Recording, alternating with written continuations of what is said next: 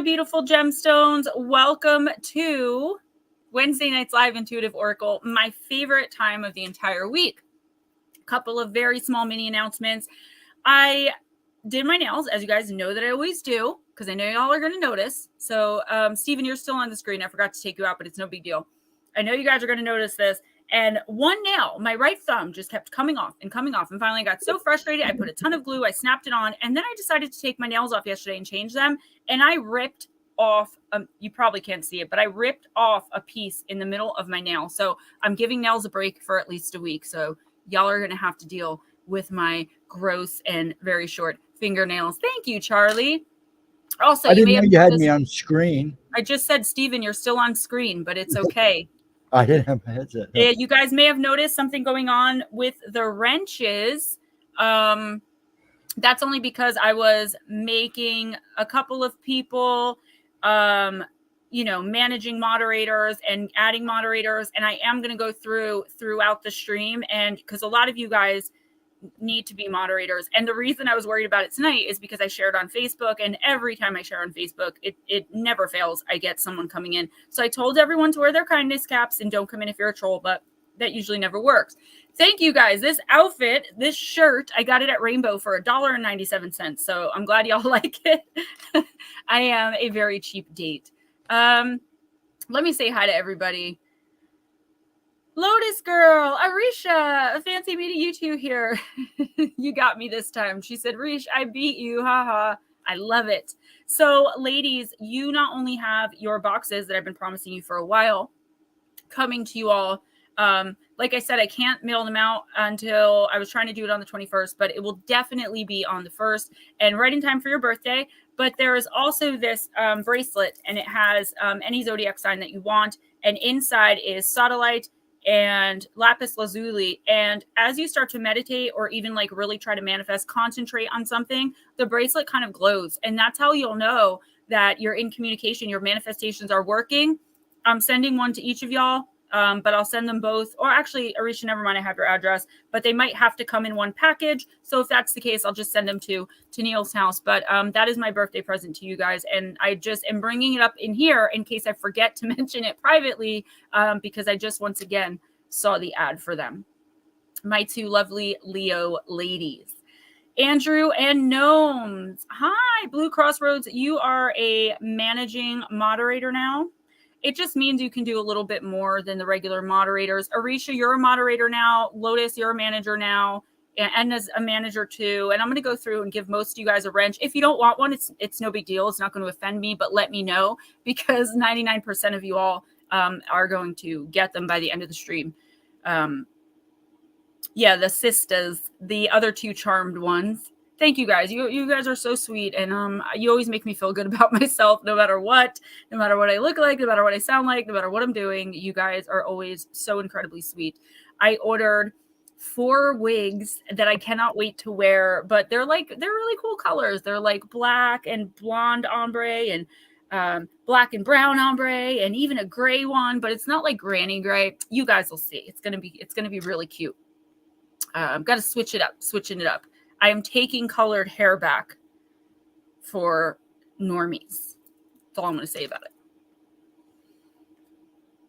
Who else? Mr. Charlie, slow motion. Guys, don't forget, if you have to be somewhere or if you're in a place where it's much later than it is here, which is 7:20 p.m. Eastern Standard Time in the United States, let us know so that we can, make sure that you do not leave without a reading. Grasshopper et al. I recognize the name, so welcome back. Richard Elmore, hello. Baby UFO, hey, sweetie. Long Island Bigfoot says that outfit is fire. Yes, my $1.97 shirt, but it is my favorite color, and that's kind of what attracted me to it. I do appreciate it. Thank you, guys. I got the black amethyst necklace on. You can kind of see the purple. It kind of shimmers in the right way. And I got a, I forgot what these are called. You put the essential oil in the little pad, essential oil necklace that my daughter gave me for my birthday last year because I haven't worn it in a while. Snake earrings. And, you know how I roll. Got to look good for you guys. Guys, don't forget to, not tomorrow, Friday night at 8 p.m. Eastern, I'm going to be on Long Island Bigfoot's show. So I'll definitely, obviously, share it. Tomorrow night or Friday night? No, I said, are you not hearing me today? I'm deaf, dumb, and blind I today. said tomorrow first, and then I was like, no, wait, not tomorrow. Friday at 8 p.m. Eastern. So I hope you guys will come on over there tomorrow night at 8 p.m. Eastern on this channel. You will see Miss Paranormal Pixie, Conversations with Lara, Ghostdragonzw, the man. He wears his sunglasses at night. What's up, Nicole? Long Island Bigfoot and I have been talking privately. We actually have a lot in common, I think, and not just like in physical world, but like spiritually as well. And I really think it's going to be a fun time. We also have a surprise for you guys if you tune into that stream and maybe watch the whole way through. We still haven't kind of figured it out, but we've got a good surprise. And it was his idea, and I was like, you know what? Let's do that. One more thing, guys. Sorry. So am I not streaming Friday night? Well, we're streaming at 8. So you can still, no, definitely. I would never take your time slot. Also, guys, if you haven't ordered yet an August personal for $20, half price to my PayPal or Cash App, please try to do that tonight or at least by Friday, because I'm finishing them off this week. If they come in like tomorrow night or Friday, I'll certainly do them at the beginning of next week. But after that, I'm done with them. And then the first Wednesday night live stream of August, I am going to announce the winners. Nutslap, he said, if you tell people to not troll, they will for sure troll. I had a guy that used to come into my comments all the time before I ever started live streaming, and his name was Bob Troller. And he always said something really mean to me, but his name was Bob Troller, so I didn't block him because I thought, touche, young man, touche. I tried that High Smile purple whitening toothpaste because my son, he knows like I'm really obsessed with having white teeth, and I don't. So my oldest son, he's almost 24. And he's like, look what I got, Mom. And he's like, look how it works. And it worked so nice. His teeth were so white. And I was like, yes, going out and buying it right now. I got it. It finally showed up today. And apparently it works probably on his teeth because he's never been a cigarette smoker and he's only 23 years old. So it did whiten them up a little bit, though, but it was not worth $23. That is for darn sure. Good thing I got it on sale for $16. Love me a good sale. All right. Oh, I have 2 new decks too. Smoochy, what's up, girl? Kirby's 100. Grasshopper is mechanically inclined. All right. That is good to know. Guys, speaking of which, I think we're going to be making a transition, not leaving YouTube at all by any means. We're still going to be on YouTube, but we might be transitioning to Rumble as well, just because, you know, YouTube's getting a little greedy and they're getting crazy with the creators, especially the small guy like me. Another channel that I used to write for, that most of you may know, has not even gotten paid in 2 months.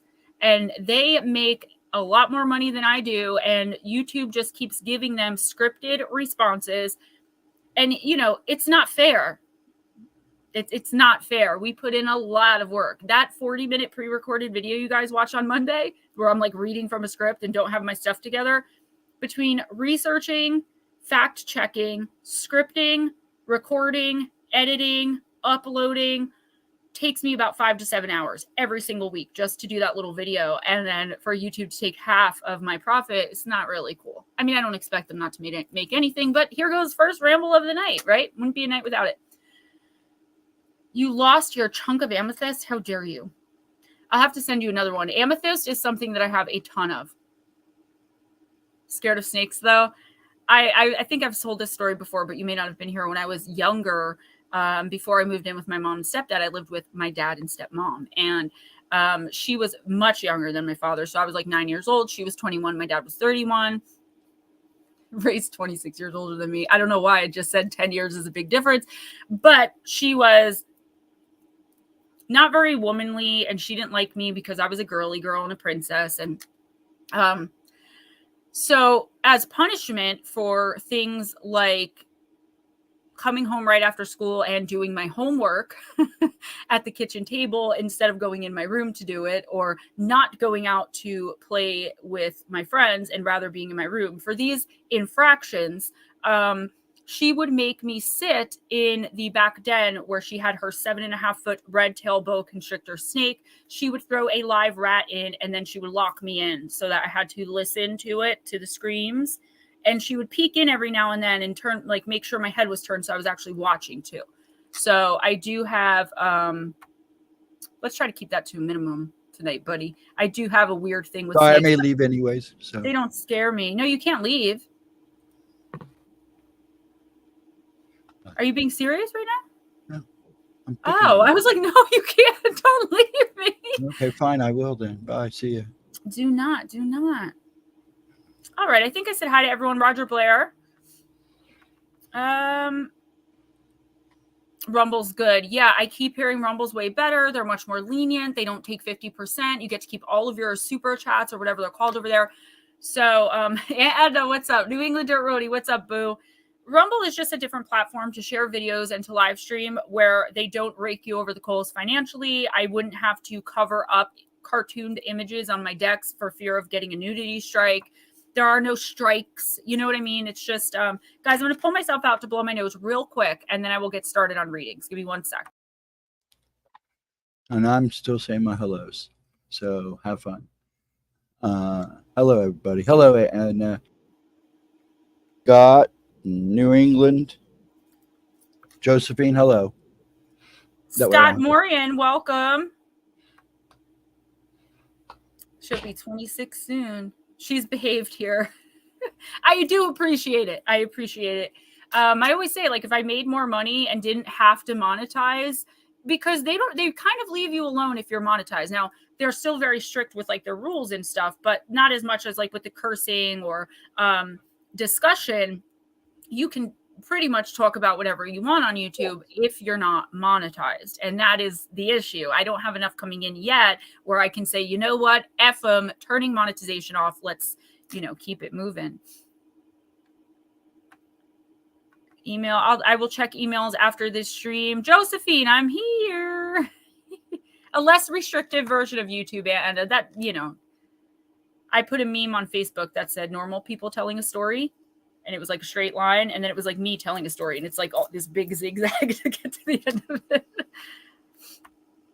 Scott Moran said a girl I grew up with had an 8-foot python that ate the cat. And her dad chopped it up to get, oh, no way. To get the cat back. I had a hamster. It was an albino named Snowball. And it was my first ever like real pet. Like we'd had dogs and stuff, but my mom wasn't a dog person and they never really lasted. They just frustrated her. My mom is a very neat and clean person. And since she's gotten older, she's grown out of it, but she didn't want to have to pick up after a dog and 2 young kids, right? My mom was a housewife a lot of when I was growing up. So we didn't have dogs a lot. We didn't have them for long.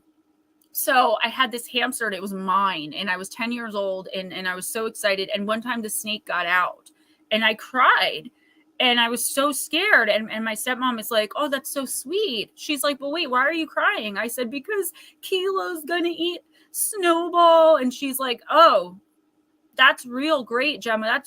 Look how selfish you are that you're more worried about that stupid hamster than you are the snake. And I'm like, even my 10-year-old brain was like, of course I'm more worried about my pet than your ferocious beast snake.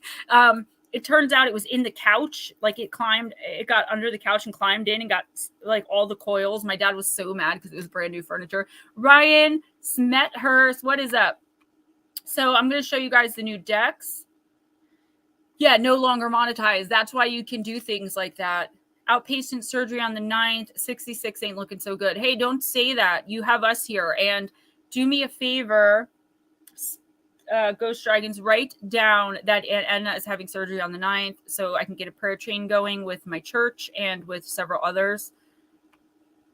Best pet mouse ever. I swear he thought he was a dog. Snowball too. I could walk down the street with Snowball on my shoulder. If I had a little leash back then, I would have been able to walk her. Also, one time she got lost and she crawled right back up the side of my bed and just jumped back into bed with me after like 20 minutes of roaming around. She was the best. She never bit. It was crazy. Teddy bear hamsters, though. Blue Crossroads says, FYI, I am slowly redoing certain things at the house. Won't be long, and I will redo the office once, so I will be able to run professional video and the ability to jump on YouTube/Rumble. Yes, we need a whole community of gemstones. All right. Oh boy. Smoochie. I know you don't really believe in prayer, but you could tell me stuff like that. I'm going to be praying for you, honey. Okay, guys, let's talk about the new decks really fast. Okay. Yes, Anna, we do got you. For the Love of Dragons, and the artwork is by Amy Brown, which I knew immediately as soon as I saw it. That was Miss Shauna's favorite artist, and written by Angie Sullen. So I was thinking of doing shorts on here. It was someone's idea, not mine, Mr. Ghostdragonzw, and doing just like a quick Oracle review of like the decks. I have 150 shorts right here already, right? Paradox Fossils, Alan, Chris Jarvis. And the other new deck, it's so awesome. It's called Moonlight Night. And it's actually a Lenormand. But it doesn't say that. It says Moonlight Night Oracle. So here's the thing though, guys. It does read like Oracle cards. I've tried it out. So the artwork, the imagery is everything you could ask for and more. It's probably art-wise, like very gothic, in my top 5. So let's just get started. I know I've rambled and rambled and rambled.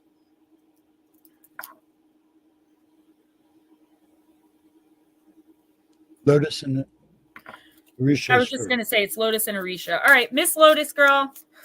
Of course I'm going to use the new deck because I did your personal for the month before I got this one. That's twice.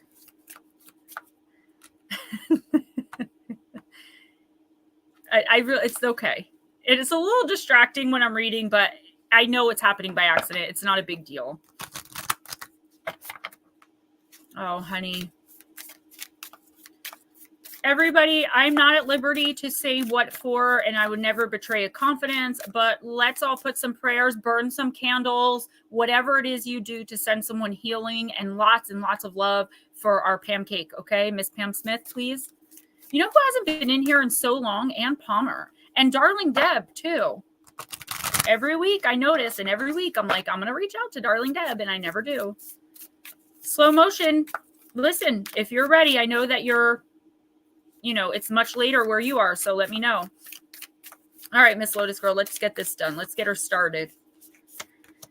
Ooh, card number 16, the 6 of Spades. All right. Stars. Progress, prosperity, renewal, hope, achievable, happiness, birth, and inspiration. A shining future, wishes come true, or a stroke of luck. Very positive, bright prospects, generosity, guidance and direction, ideas, success, hope, vision, imagination. You have this feeling for some time already. A new partner is awaiting you. It's a person that's going a spiritual way. Now, obviously, you're happily married, so that does not mean a romantic partner, but maybe you're going to partner up with somebody. This is how you know in the next week or two, if you meet someone that proposes something to you that you're interested in, it's a good idea, right? Obviously, you're going to want to look into it. You don't just take the word of a Lenormand or Oracle card, but it's looking good. I also see feeling it out a little more and kind of communicating with your guides. I wanted to ask, like, because I won't mention it, obviously, but you have a decision that you're trying to make, or you kind of wanted validation for a decision you've already made. And I'm getting positive, okay? All systems go. The reasoning behind your decision, and this is channeled, doesn't matter, because what you've decided to do is the right thing. All the better if the reason you're doing it is because it's the right thing and not out of like revenge or some other type of plot. But all systems go. Yes, you're not going to be like have a karmic debt for doing something like this, no matter why you're doing it, because it's the right thing. And, you know, not so oddly enough, your friend Gemma would tell you the same thing, but it coming straight from your team. This is a prosperous next week, 2 weeks. I would go so far, Tennille, to say through August. It's just a really good time for you. That doesn't mean bad things aren't going to happen. That doesn't mean, certain things aren't going to come up that are going to really suck. That doesn't mean there's no setbacks, but I think for the most part, you're going to find that like everything you're putting your mind to, putting your energy into is just going to flourish. And that's a big change from what you've been used to, because you've been feeling really beaten down by life for the past probably 1.5 to 2 years. Okay. This is basically you having the Midas touch. All right. All systems go. Don't let anyone rain on your parade. Don't let anyone make you act outside of your character. Okay. You got this. You got this. And I'm glad you come in week by week, because I love like kind of keeping a mental note of like how you guys progress through the weeks, the months, and even the years for some of you. Chapter 444. What is up? And welcome.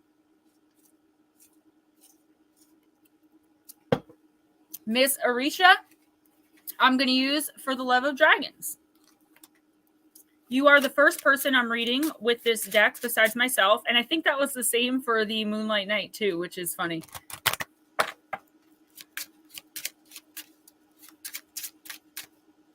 Be my lover. You're so welcome, sweetheart.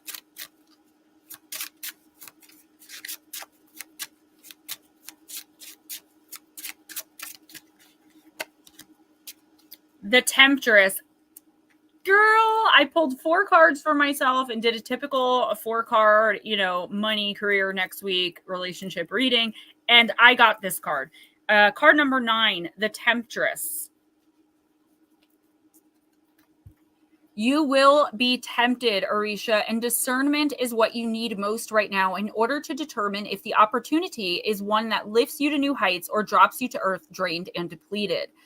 When an opportunity looks delicious and is dressed up as too good to be true, it's your job to investigate. Sometimes the too good to be true is indeed true, and you need to take the temptress by the hand and follow where she leads, no matter how fearful or overwhelming the situation seems.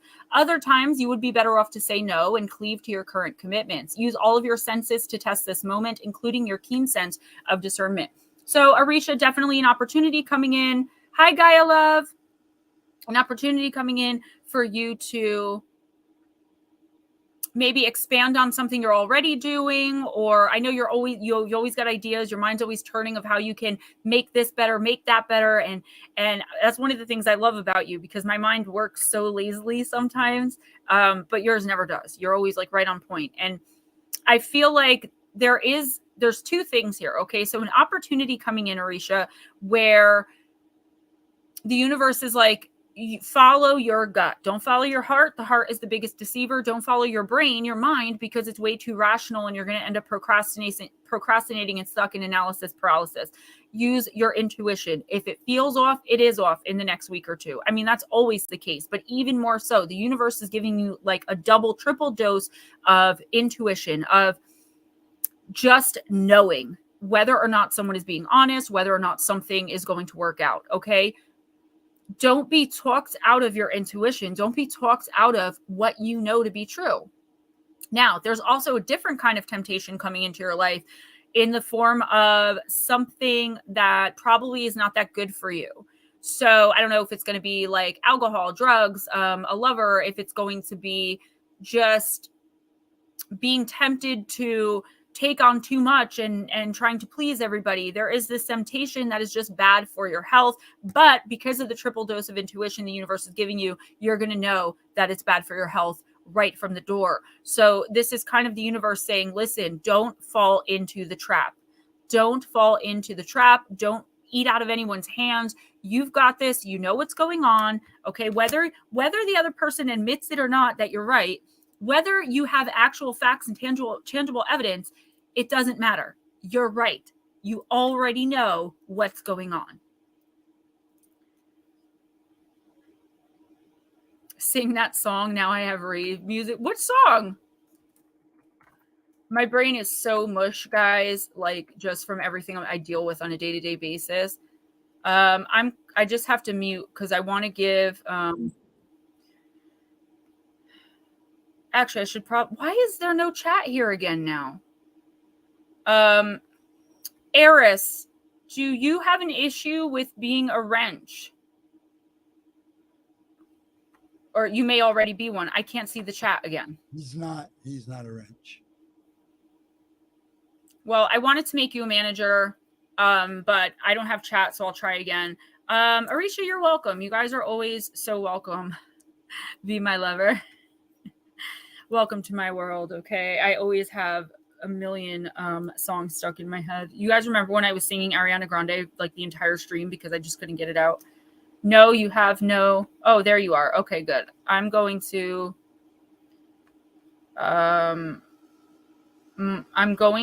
make you a managing moderator just because I feel like you're really good at, you know, kindly telling people that, like, you know, stop cursing, things like that.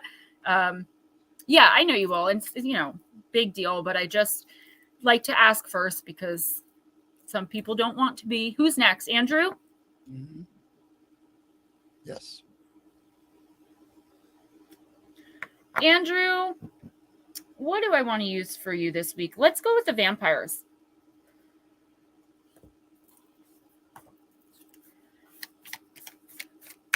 $21 watching, 17 likes. That happens so much with like my pre-recordeds, which by the way, guys, they're like getting double the views they normally get. So I'm really excited about that. But there will be like 200 views and like 70 likes. What's up, Madison? Anyone else that I missed? And I know it's like all of you guys.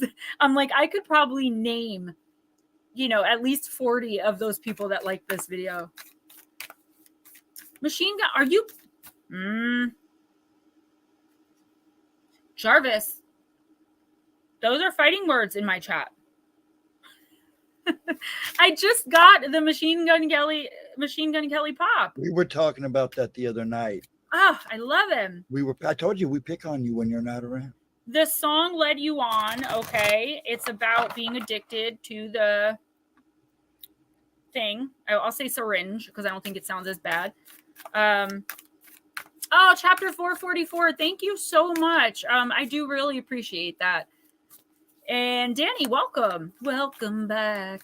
A song led you on is something that I listen to in addiction a lot. And it really hit me the right way that I became an instant fan of Machine Gun Kelly.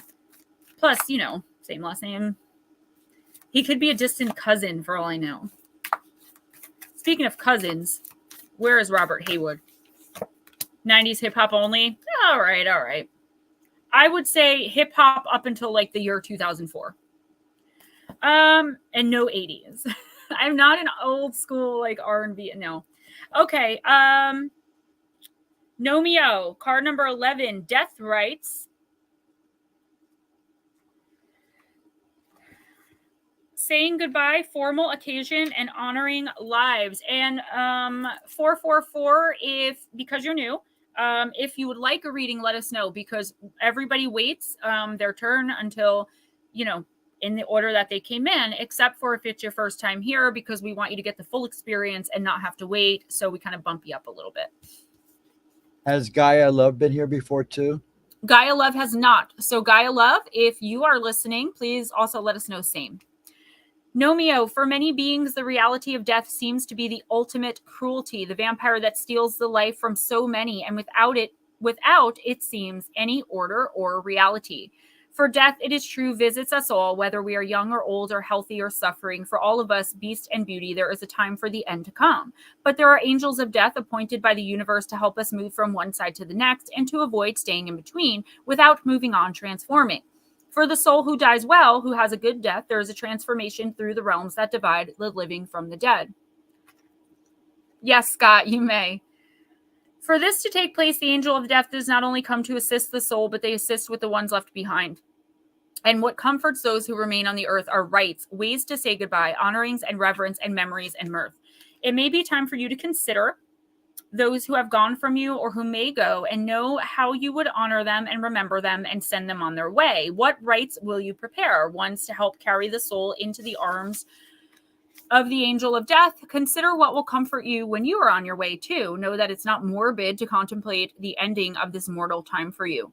There is so much beyond the last breath, that last glimpse of light of the sun, so the angel of death assures us, but her job is to stay in the borderlands. She knows little of heaven, for it's a memory. She knows of humans and the creatures of the earth and their souls, and of taking them across the veil.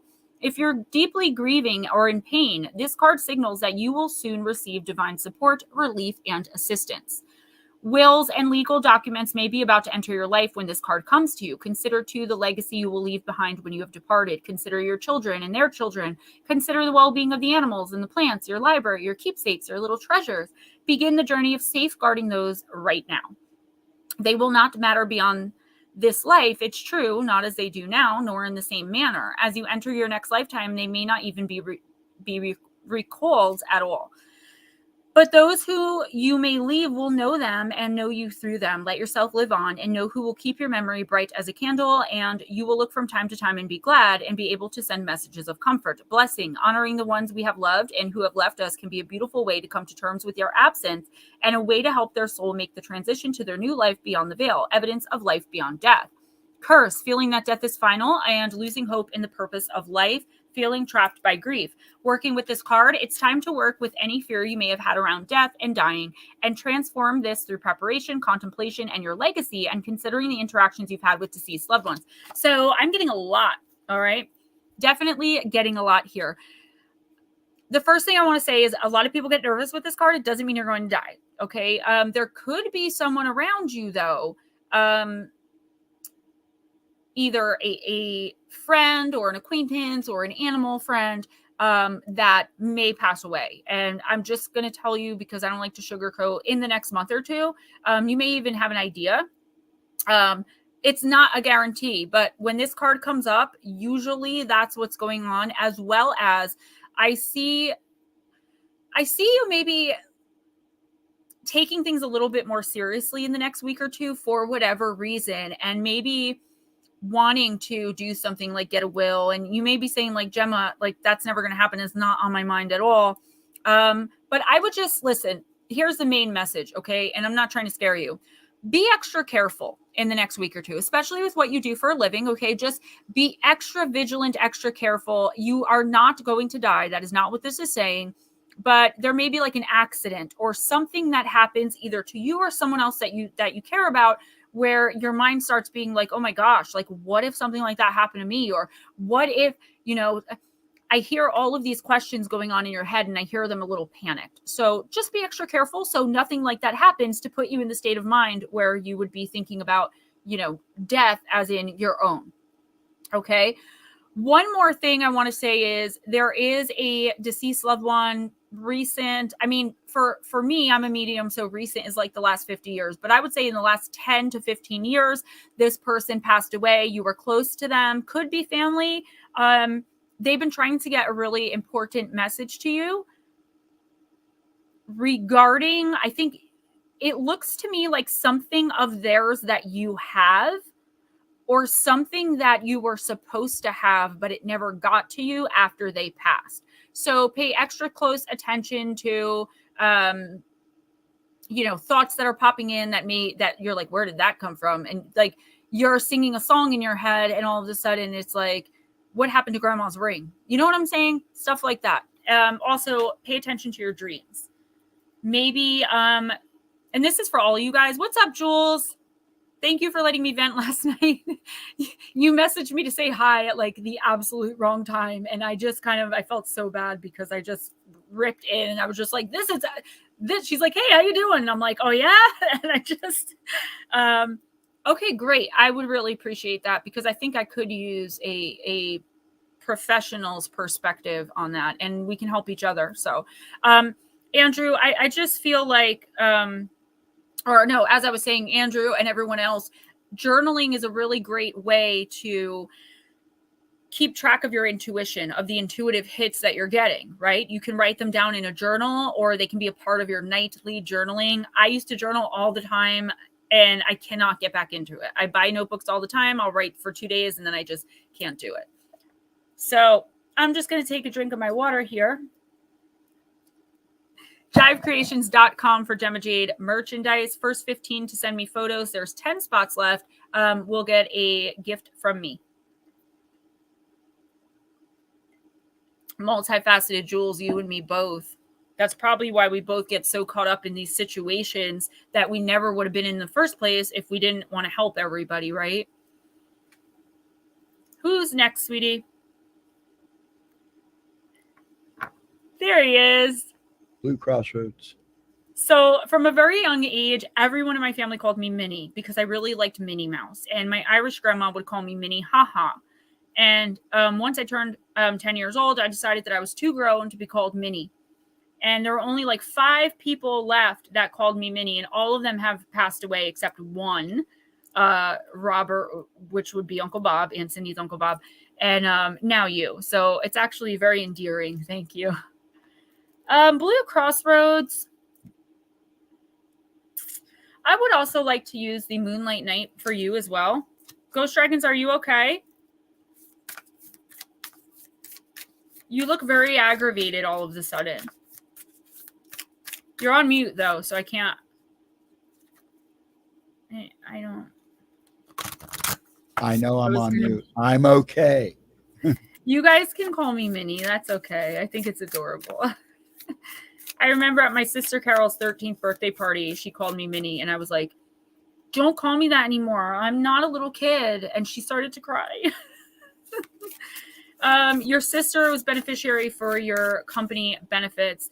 Yeah, just make sure that like everything's in line with that. And again, it's not because you're going anywhere anytime soon, but just because like now that I know that maybe there's something contractually wrong or like that got signed in the wrong spot or didn't get signed that you need to just look into. So just check in on those benefits. That's all.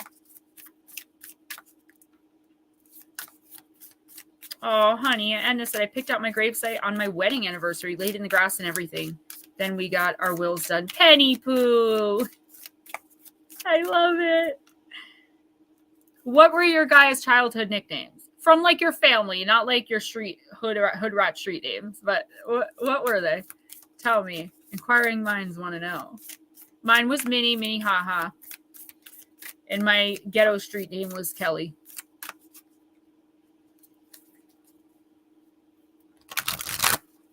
Gem is what most of your family and friends call you, really? That's so cool. So you were born to be a gemstone. Come on now. I lost a really good friend recently, and I pissed him for it. Does he know? Yeah. Okay, Scott. All right. So I'm going to briefly explain it. But if you would like to email me, I would love to talk to you more about this in depth. I did a show with Paranormal Highway yesterday at noon where I talked a lot about this. So, yes, he knows that you're upset. And okay, so I'm going to put it in terms, simple terms. I am a medium.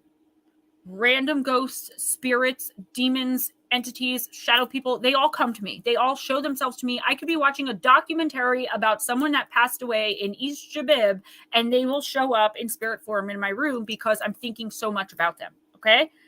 Yet, I have lost 2 very, very significant people. One of them in the past 2 years. One of them is the father of my 18-year-old son that I was friends with since I was 11 years old. Best friends like this, he and I, and then another very close friend, both to overdoses in the last 2 years. They have not shown themselves to me. And I'm a medium. Let me explain to you why. Spirit can see at a soul level. They can really see us and understand our pain and our grief. But they know better than us. And I know you think you're ready to see this person. You think you want them to appear. But I'm telling you, if they haven't appeared to you, it's because there's something about your energy or your soul that is not ready yet. Okay?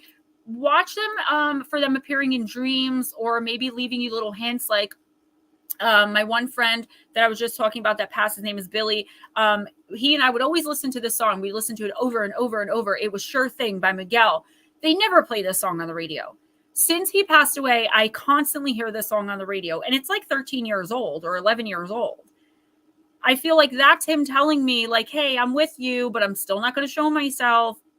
You may think you're ready for that, but the spirit knows different. Yay, Pammy, got your Jeep. I'm so excited. I'm so happy for you, honey. Your buddy's name is Billy? Wow.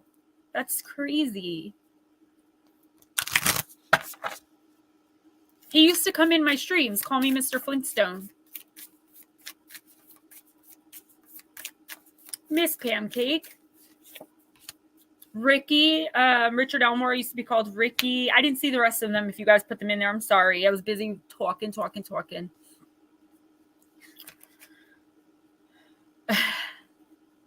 You're welcome, sweetie. So Blue Crossroads, you got card number 41. Stop right there. Look at marriage here. You scared me. I was like, what's going on? Because she hasn't been here for a while. And I wanted to know. make sure Hi. Her nickname has always been Mermaid. That explains the pink hair. What's up, wifey for lifey? That's now I'll go back to.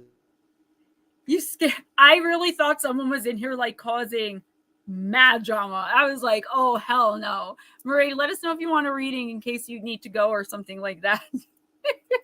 It's so good to see you. Thank you for coming in. Blue Crossroads, you got card number 41. And it's actually interesting if you look at this card because it's a house, but it's a giant tree house on the water. And it is the card of Island. An unattainable dream, plans for the distant future, long-term planning, delay, dreams of a better future. The card shows the process of dreaming, wood gathering. The person's ideas about life have nothing to do with reality. You need to soberly assess your own capabilities. Right? New England Roadie, thank you.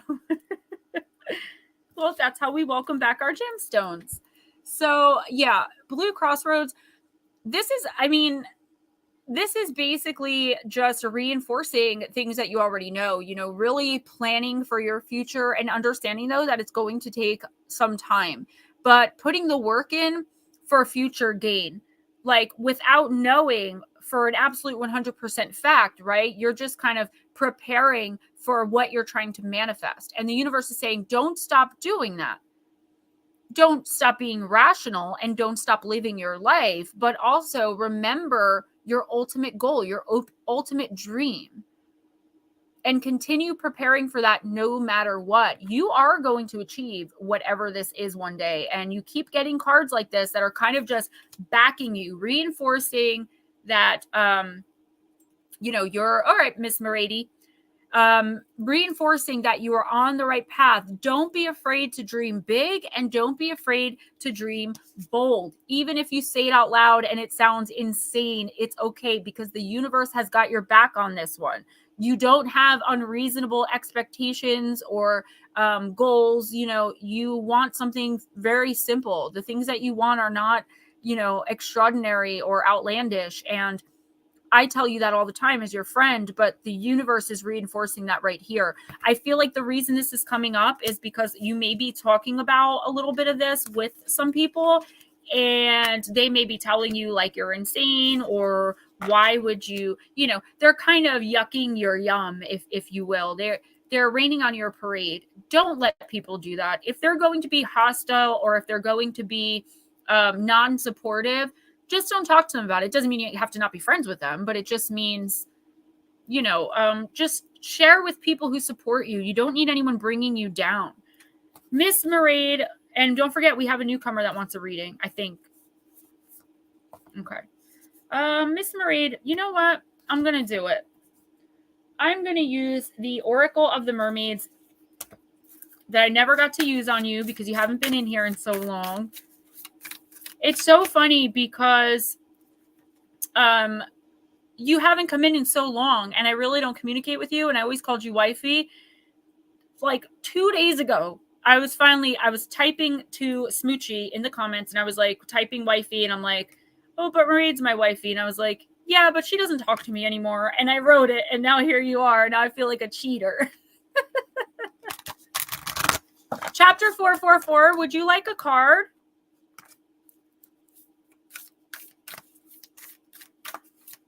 Nickname at my job for customers is Wednesday. Is that Adams? I remember I worked at this little rinky pizza place answering phones and taking orders on the phones. And I answered the phone for this cop one time. All right, cool. I answered the phone for this cop one time, and he thought I said like my real name. I must have said it really fast, and he thought I said my name was Ziti, as in like the macaroni Ziti, and he called me that for like an entire year that I worked there. Yes, Veach. Absolutely. So, all right. Miss Marade, I don't know if these cards have reversed positions. Yes, they do. Okay, so you got in the reverse again with the Selkie. The Selkie and her skin, reclaiming your authenticity, but it is in the reverse, the shadow position, which isn't always bad. Gaia Love 1, if you are still here, let us know as well if you'd like a reading. It's time to observe what's around you and about you, to truly gaze upon what can be seen and to think on it for a time. It doesn't mean to worry or fret over it, to turn it this way and that in a quiet frenzy, trying to find the right thing to do. But it does mean contemplation, a time of gathering all the threads of the half-formed thoughts and following some through to to their end, and reaching a better understanding of what it is you're currently looking at. For there has been a tendency to react, and while this card has created action, why did I say that? And while this has created action and movement and waves, there has not been deep understanding, the understanding that brings deeper peace. We, the mermaids, are asking for you to reflect, to become still, and to truly see what it is that is before you. Reflection also means to have... I'm so stupid, guys. I'm reading the wrong card. I'm a professional. If you're new here, that almost never happens, though. But it didn't sound like the message I was hearing. So, Maraid, let me try that again. I was so excited to read for you. I just opened the book and started reading. All right. All right, Gaia Love, I got you. All right, Maraid. To receive this card is to receive a message from the most wise and kind of mermaids that you, who are now reading this, must return to the form in which you are most free. Because the tale of the Selkie is that of a creature who has been captured, who has had their deep wildness tamed, who has in some ways fallen into amnesiac state simply in order to deal with the loss. It seems that if you remember all that has been taken from you, your heart could break and your will could die. The Selkies is the story for all of us who have forgotten our strength, our freedom, our right to choose again and again our delights in life. The Selkie story speaks very deeply of the divine feminine and the innate need for women to be free in choosing who to be with, to be free even in raising their children, to have sisters to dance with, and to worship beneath the moon.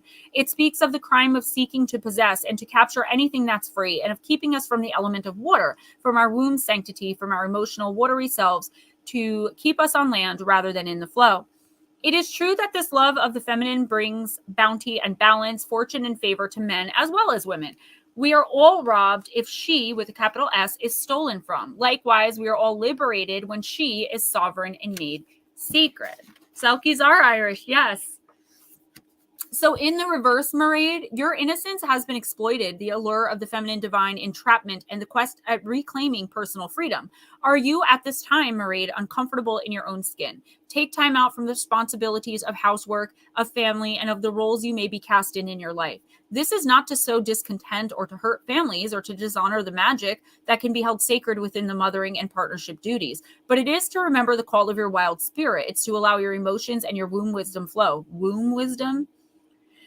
Allow your own sovereignty and your own freedom to take precedence from time to time. Be free and return to domestic life because it is your wish and your honor. Do not ever allow your spirit to be captive. Be Selkie. Gaia, absolutely. And that's what I always say. Like, it happens very rarely, but I do always say that, like, there must be some kind of message about patience.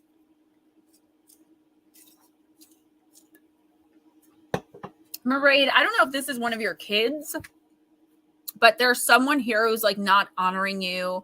And I'm hearing not honoring as mother. So it could be one of your kids, or it could just be maybe someone you feel maternal towards, or there's something here where like you don't feel your very best at something you're doing. There's something you're doing that you are the very best at and that you are honored to be doing, even though you don't walk around like, oh, I'm so honored to be doing these dishes and folding your laundry. But there's a little part of us, I think, at least, I don't want to speak for you, but I know for me that like I do take pride in that. I take pride in having a clean home, and I take pride in, cooking and cleaning, but that could be just me. there is something you're doing for someone. And I do see it as being a domestic thing where they're totally taking you for granted. They are not appreciating you at all, no matter what. And I feel like you could be feeling this, no matter what they're saying to your face, this person is not worth what you're doing for them. I feel like they could be, though. They just need to get a little taste of what's life's like when they have to do these things on their own, whatever they are. And if you have no idea what I'm talking about, you will in the next week or two, as you know. So, Mairead, what this card is saying too is like, when was the last time you took time really for yourself without considering anyone else? And that doesn't mean obviously be inconsiderate, but just like, hey, I'm going to go and I'm going to catch a movie and take myself out to dinner, and you guys need to fend for yourselves. Or, hey, I know I told you that I can help you move, but you kind of asked me last minute and I have these plans with myself. You can always say those things in kindness and love and put yourself first. I feel like it could be very detrimental for you going forward. And I mean that word exactly as I've said it, detrimental. If you do not take time out in the next week or two for yourself, you need to show someone what they're missing. So yeah, half price personals, $20 to PayPal or Cash App, guys. Have those in by Friday if you can, because we're going to announce the winners of the crystal contest. The crystal gifts, Laura and I are energetically cleansing and clearing, sending to you all as gifts. You'll be entered to win those. And also jivecreations.com, and just donations to PayPal or Cash App so I can buy decks and so I can buy backgrounds and, so I can live. Who came in? Miss Pixie, welcome, welcome. Who's next?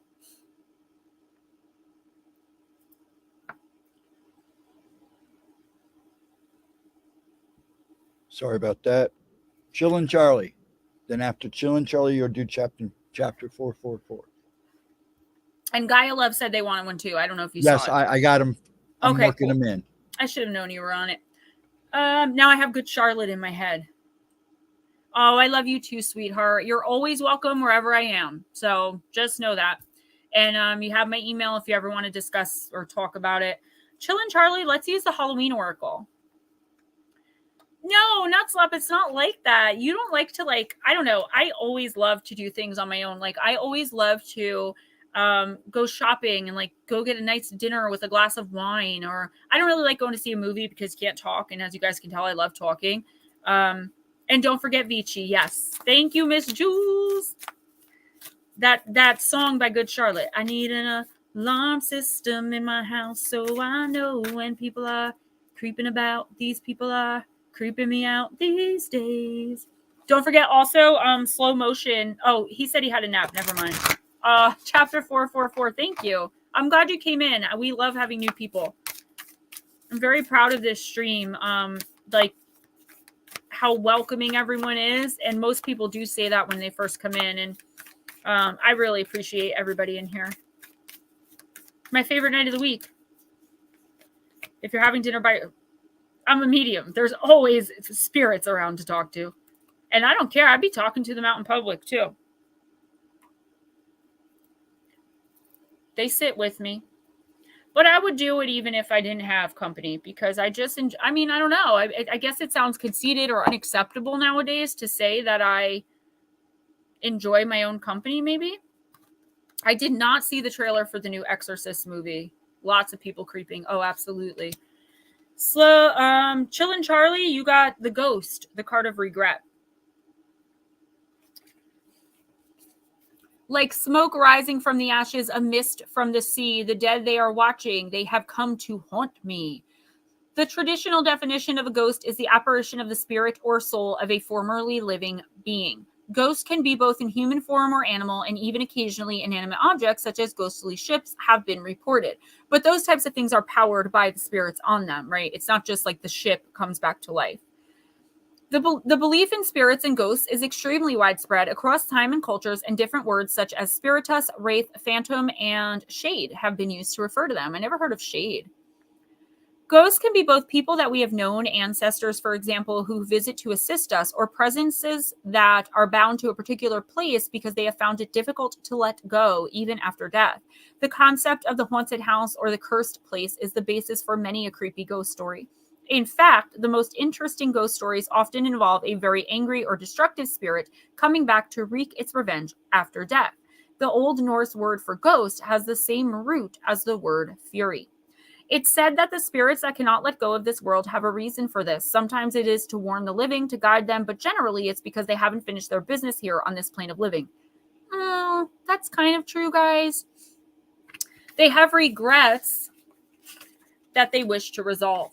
Should the ghost come gliding into your life during divination, it may indicate that you have some regrets to let go of. Holding grudges or regrets is burdensome work, and it weighs us down eventually. By taking actions to free ourselves of these old burdens, we clear the way for more rightful and wise action for the future. We can begin to live again fully if we let go of what was and step into new possibilities. Oh, you're so sweet. I love you guys. So, Jill and Charlie, what is going on, dude? What do I always tell you guys? Whether you're religious or not, Gemma says, okay, ask Gemma, guilt, shame, fear, regret, they come from the devil, and ain't nobody got time for that. There is something here, maybe many things, but there's one big thing, okay, that you are just not able to let go of. Something from your past, obviously. I don't know, though. I believe there is a little bit of like something that's been done to you, but I think you're more dwelling on things that you've done to others. And the fact of the matter is, we've all done it, right? Everyone is the a-hole in someone's story. You can ask two different men what it's like to be in a relationship with me, and they might each give you two completely different answers. And you should believe both of them, because I give back what I'm given. I make something of what you give me and I turn it into something to give back to you. And if it's toxic and chaotic, that's what I'm going to give back, right? And that's everybody. That's not just me. Charlie, I feel like you're being too hard on yourself, and you're not letting yourself really stand a chance, whether it be in relationships or I do feel like it could be a situation where somebody has you like on the hook, you know, like, can you do this for me, Charlie? And you're like, oh no, I can't do that today. And the person's like, oh, I wish I'd known that when you did A, B, or C to me 2 years ago, but you know, no, whatever, you're busy, you know, like that type of nonsense. Somebody is literally holding it against you every chance they get in order to get, you know, meet their own ends.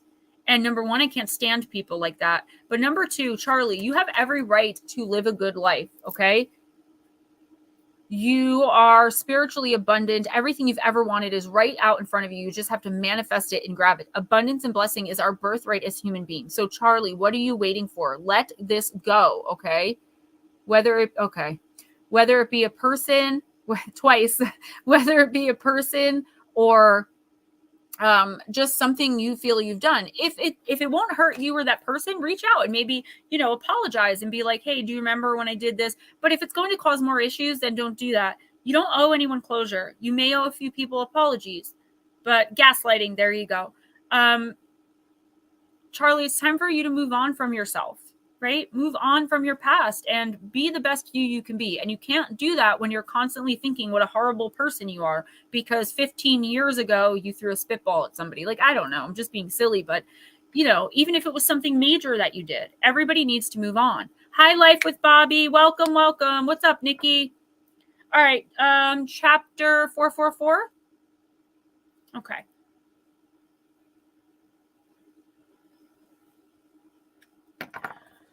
I'm going to use Alice, the Wonderland Oracle. And there you go. Charlie, you have to forgive yourself, honey. Like, you literally have to.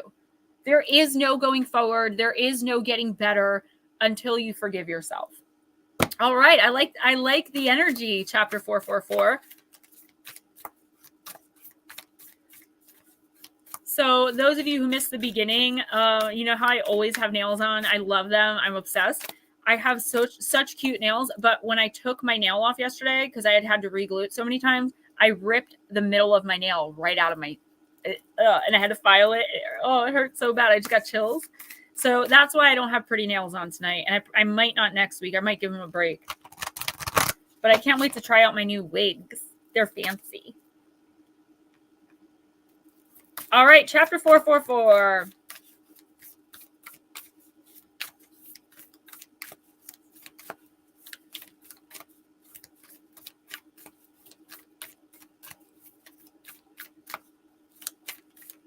Hi, Josephine. Don't worry. We saw ya. You're on the list. Don't worry. We saw You're your good. grand entrance. You She's came like, in late. Yeah, you came in a little late, so you're on there somewhere. You're on there, sweetie. Don't worry. All right.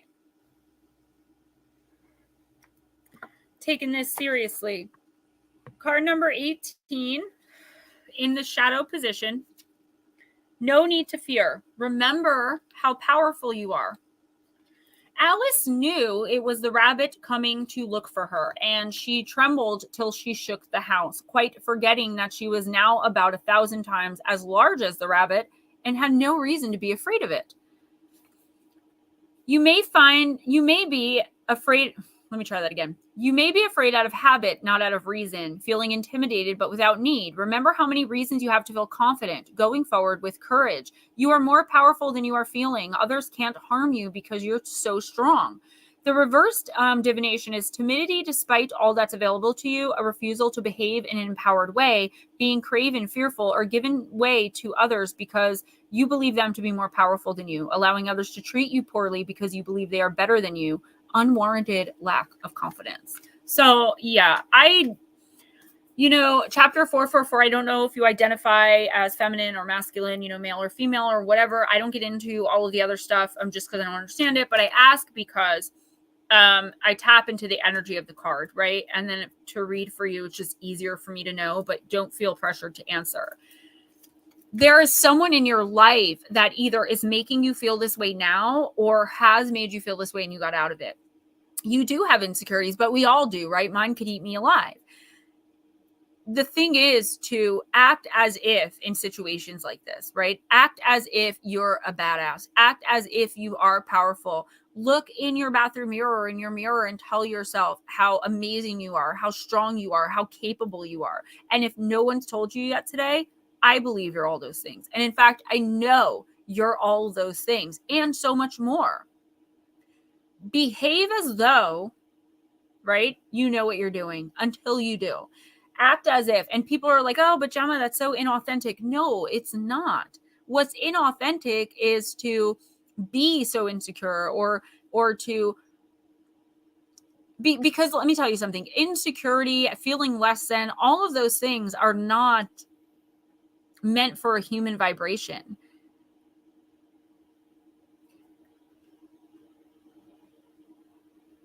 I feel like you really need to separate yourself from this energy of someone making you feel small or making you feel less than. The fact of the matter is they're just jealous, okay? And they really are. I feel like you could be another one. We all have them in here for the most part. You have a narcissist in your general vicinity who's like everything you do, they have to like pick at it.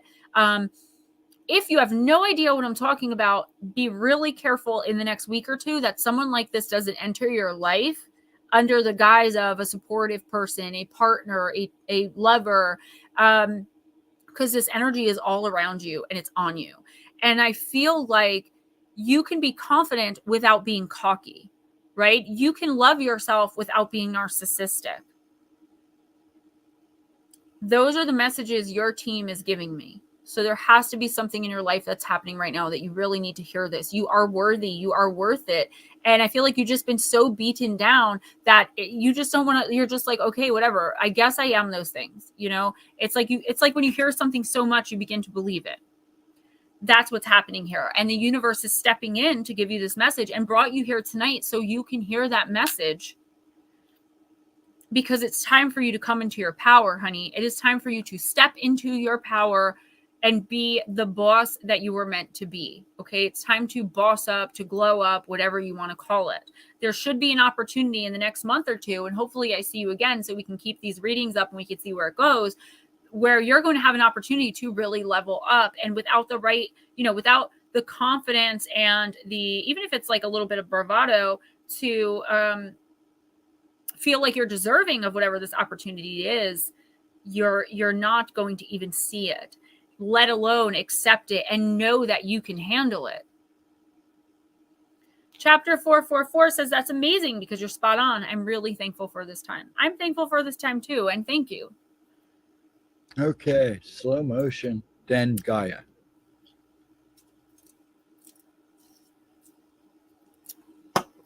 Slow motion I'm going to use for the love of dragons. And if you are in like a romantic relationship with someone like this, just if you are, you're welcome so much. Always know that speaking in facts only and not getting emotional is the best way to get back at a narcissist. It's the hardest thing to do because sometimes they purposely rally you up till you react, and that's called reactive abuse, when you step out of character and start screaming and yelling because you're so tired of explaining yourself and being upset and being hurt. That could be the universe telling you, like, it's time to take emotion out of it, logic, facts, and get the heck out of there. It may take a year. It may take 2 years. But coming to that realization that now is the time to move on from this person, this relationship, this situationship, whatever it may be, that's when you really find your power. When you're able to detach and just let them be them, even when it hurts, right?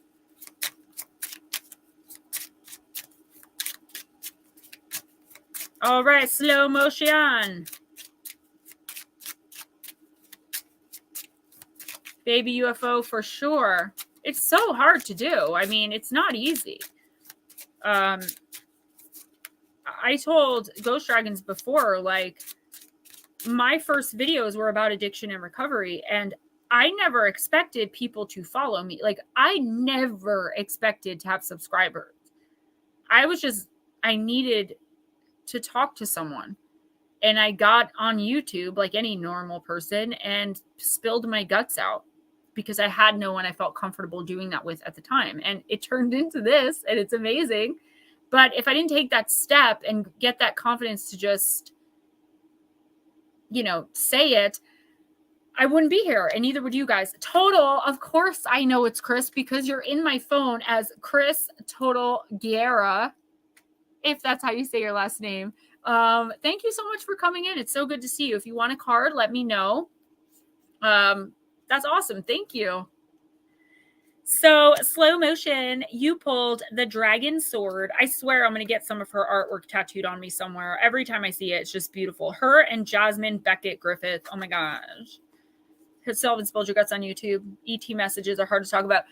Baby UFO, that's the issue I'm having with like the Galactic Federation stuff. It's like I want to put it out there, but it's so like overwhelmingly emotional. All right, cool. You're on the list, Total. Stick around. Yes, Veach, we just go in the order that people showed up. Unless someone is brand new, then we'll like push them up so they don't have to wait so long. But you're definitely on there. Don't worry. It's not often that Ghost Dragons will miss somebody. The dragon sword. The sword of truth doesn't just cut with its blade. It also cuts with words. Consider your words carefully and then tell the truth. Slow motion, dragons may be many things, but liars they are not. If you want to soar to your full potential and dominate your personal space with a wingspan of power, share your truth. It will set you and others free, even if it bites. So, okay. Yeah, and the same. Absolute same. Anna said, maybe it's my age, but I don't care anymore. I'm spilling my guts. And yes, but that takes confidence, right? At least on some level to some degree. So slow motion, yeah, definitely don't keep secrets this week. Not a good idea. There could be someone hiding something from you, but I feel like if they were, you kind of already have an inkling as to what it is, even if you can't prove it. Okay, no problem, Pammy. I wish you had mentioned it sooner. I would have squeezed you in, but don't worry. I got your back. I love you, girl, and I will speak to you soon. Just keep me posted. Slow motion, yeah. I feel like you already know, like if someone's hiding something from you, like you're just waiting for the right time to bring it up to them, or just waiting for them, giving them enough rope to unalive themselves, right? By dangling, unalive by dangling. But as far as you, I feel like it's like someone's either telling you something or something about someone that could really mess them up if the truth came out. And they're either asking you to keep this secret or you feel like you have to. The fact of the matter is that this is going to affect so many people, or at least one person detrimentally in so many ways. Don't keep it a secret. Don't aid and abet bad behavior. Even if it's like your best friend, even if it's like your mom and she's like, listen, I did this, don't tell anybody, but like it affects, you got to think of like the butterfly effect, the chain reaction. And what I'm seeing here is that you know something, or you're about to find out something that you don't know what to do with the information. And the universe is saying, just be honest, always be honest. Also, don't ever feel, and I don't know why this message is coming in, but I'm sure you will, like you have to pretend to be someone that you're not. If you're a different person with each group of people you hang out with, you could just be eclectic. Or the fact of the matter is you feel like you're not going to be accepted for being who you really are in all of those groups, right? Always just be you, slow motion. Don't let anyone kind of take you out of that. And again, it could be something that's coming in where like you feel the need to like double back or like explain yourself. Like, why do you believe in this? Because you're with 5 people who don't believe in it and you don't want to, stir the pot. Definitely just tell the truth. Lies that are told by you in the next week or two, I mean, lies always come back around anyway, but yours is going to be like a boomerang. It's going to come right back to bite you in the butt, and you are going to be the one that gets blamed for everything if you don't speak up. Okay, you ready, Gaia? Gaia love.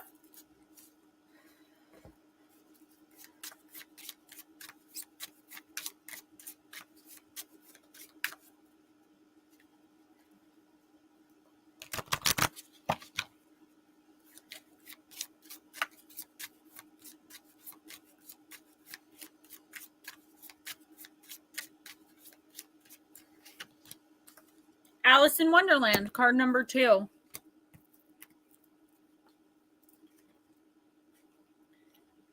You ready? I saw once a white rabbit running on the grass. As I am a curious little girl, I followed him. As this led me to discover a land like no other, full of mad hatters, short-tempered queens, and sly cats. Everything there was purely senseless, but I saw lots of wonders and learned many things. Therefore, the journey was worth it, even if it was maybe only a dream.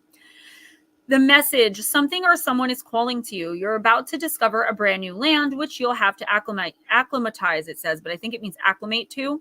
These are translated through Italian. You won't get all the rules at once. Some things will appear most peculiar to your eyes and even lacking sense, and you'll also feel disoriented at times. But don't let that stop you. Be open and be curious. Crave to uncover wonders, and remember that this journey you're embarking on is really worth the while. It is really one that you'll never forget. So definitely a change. There's some type of big major change coming in.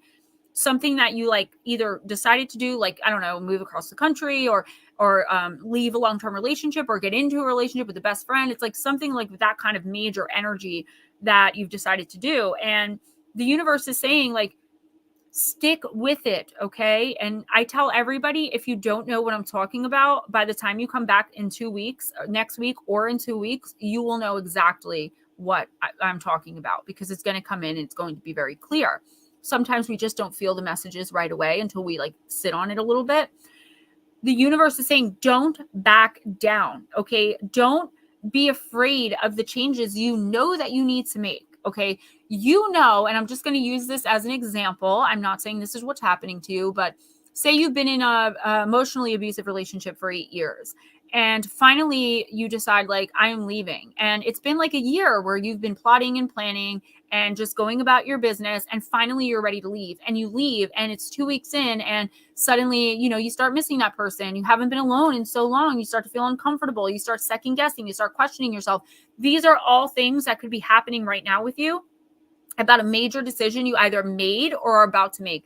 This is your spirit team. Okay. I pull your spirit team in through your energy when I read for you. That's what I do for everybody, including myself when I read. So this is your team telling you you are making, or you have made, the right decision. Don't go back for anything. Don't let anyone tell you what you need, what you should want, what you should do. It's not up to them, honey. It's up to you. And right now you are on the road to prosperity, abundance, and blessing. Keep it going. Even if it's just a plan to make a major move, do it. Oh my gosh, did she? Sinead O'Connor died today. What's up, Nicole? She was 56 years old. Dang, that's so young. I remember when I was like 18, I was mean. I was a mean girl. And I remember like being like, just don't be old. Like, Just don't be fat. Just don't be ugly. I remember I was a horrible human being. But it really came from insecurity because I was in physically abusive relationships and had abandonment issues. So I always like wanted to feel good about myself. So I'd put others down. It kind of became a defense mechanism. But now I'm like, oh my gosh, 56? That's so young, you know, now that I'm 40. You're very welcome, Gaia. Who's next? Richard Elmore. All right, Sir Richard. Let's use deep, dark, and dangerous. She lost her son 18 months ago. The last thing I remember about Sinead O'Connor, so when I was in addiction, I would go to a couple of specific motels, and one of them was across from the Teterboro Airport in Teterboro, New Jersey. Oh, thank you, Total. I was telling everyone earlier, I got it for $1.79 or $1.97 at Rainbow. It's my favorite color, green. So I would go to these hotels. And by the way, Teterboro has a population of like nine people in the entire town. It's all like stores and diners and whatever.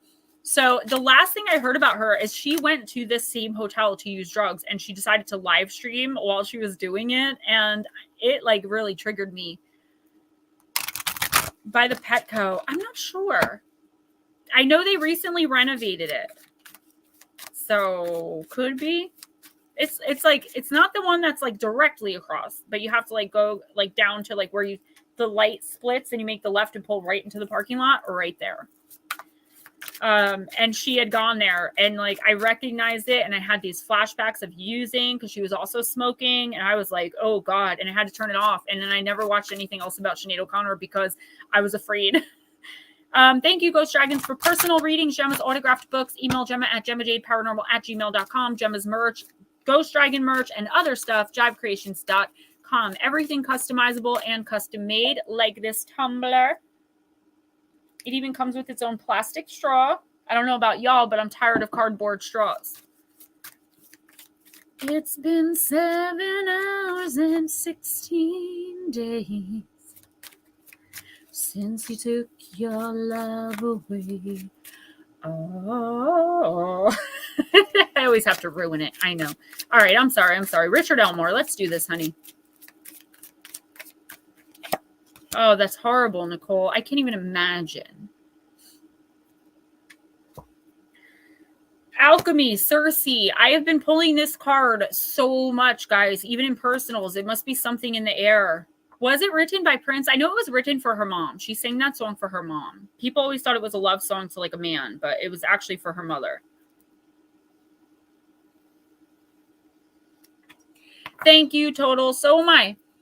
My life has been so enriched ever since. And I've grown so much as a woman and as a mother and as a human being. And that never would have been possible if I'd stayed on drugs. So she was a troubled soul, but she's okay now. She's okay.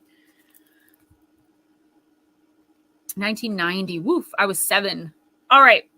Richard Elmore, Circe, the card of alchemy, 23. Also my favorite number.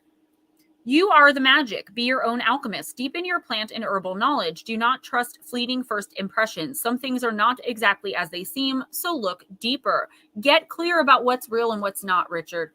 Circe is probably one of the most intriguing deities within all Greek mythos. Born of the god of the sun, the Titan Helios, and the ocean nymph Perse, she became one of the greatest sorceresses, herbalists, and potion makers in the ancient world. Misunderstood and feared, it was said she was beautiful and had eyes like all of Helios' children of bright, shining gold. The myth that most people recognize about Circe is that of her home on the island of Aia, full of tame beasts such as huge lions, wolves, and massive tusked pigs. Blue Crossroads. Nicole, you're another one. I thought you were like 20 years old. It's your guys' energy. The myth that most people recognize, I said that already. When Odysseus arrived, he marveled at this graceful woman alone, except for these huge creatures, but soon realizes that the creatures are all formerly men whom Circe had transformed into beasts with a poison, and his crew are some of them. Again, here is the idea that a sorceress would automatically have to be of ill intent, and giving pig-making potions to sailors may be a bit of evidence to this, but let's look more closely. Imagine being Circe, hunted by the great Athena, exiled to this island, and being alone except for your skills in potion making and magic to protect you. Every now and again, a boatload of sailors comes to the island, sometimes accidentally during a storm, sometimes to simply rest and gather supplies. Circe offers them some hospitality, some salt and food, but she's a woman in their eyes, vulnerable, and in fact, something to use as they wish. She is S-aid. She is determined this will never happen again and decides that every man who comes to the island, unless they leave that same day, will be transformed. Things change somewhat when we know the motive, the whole story, right?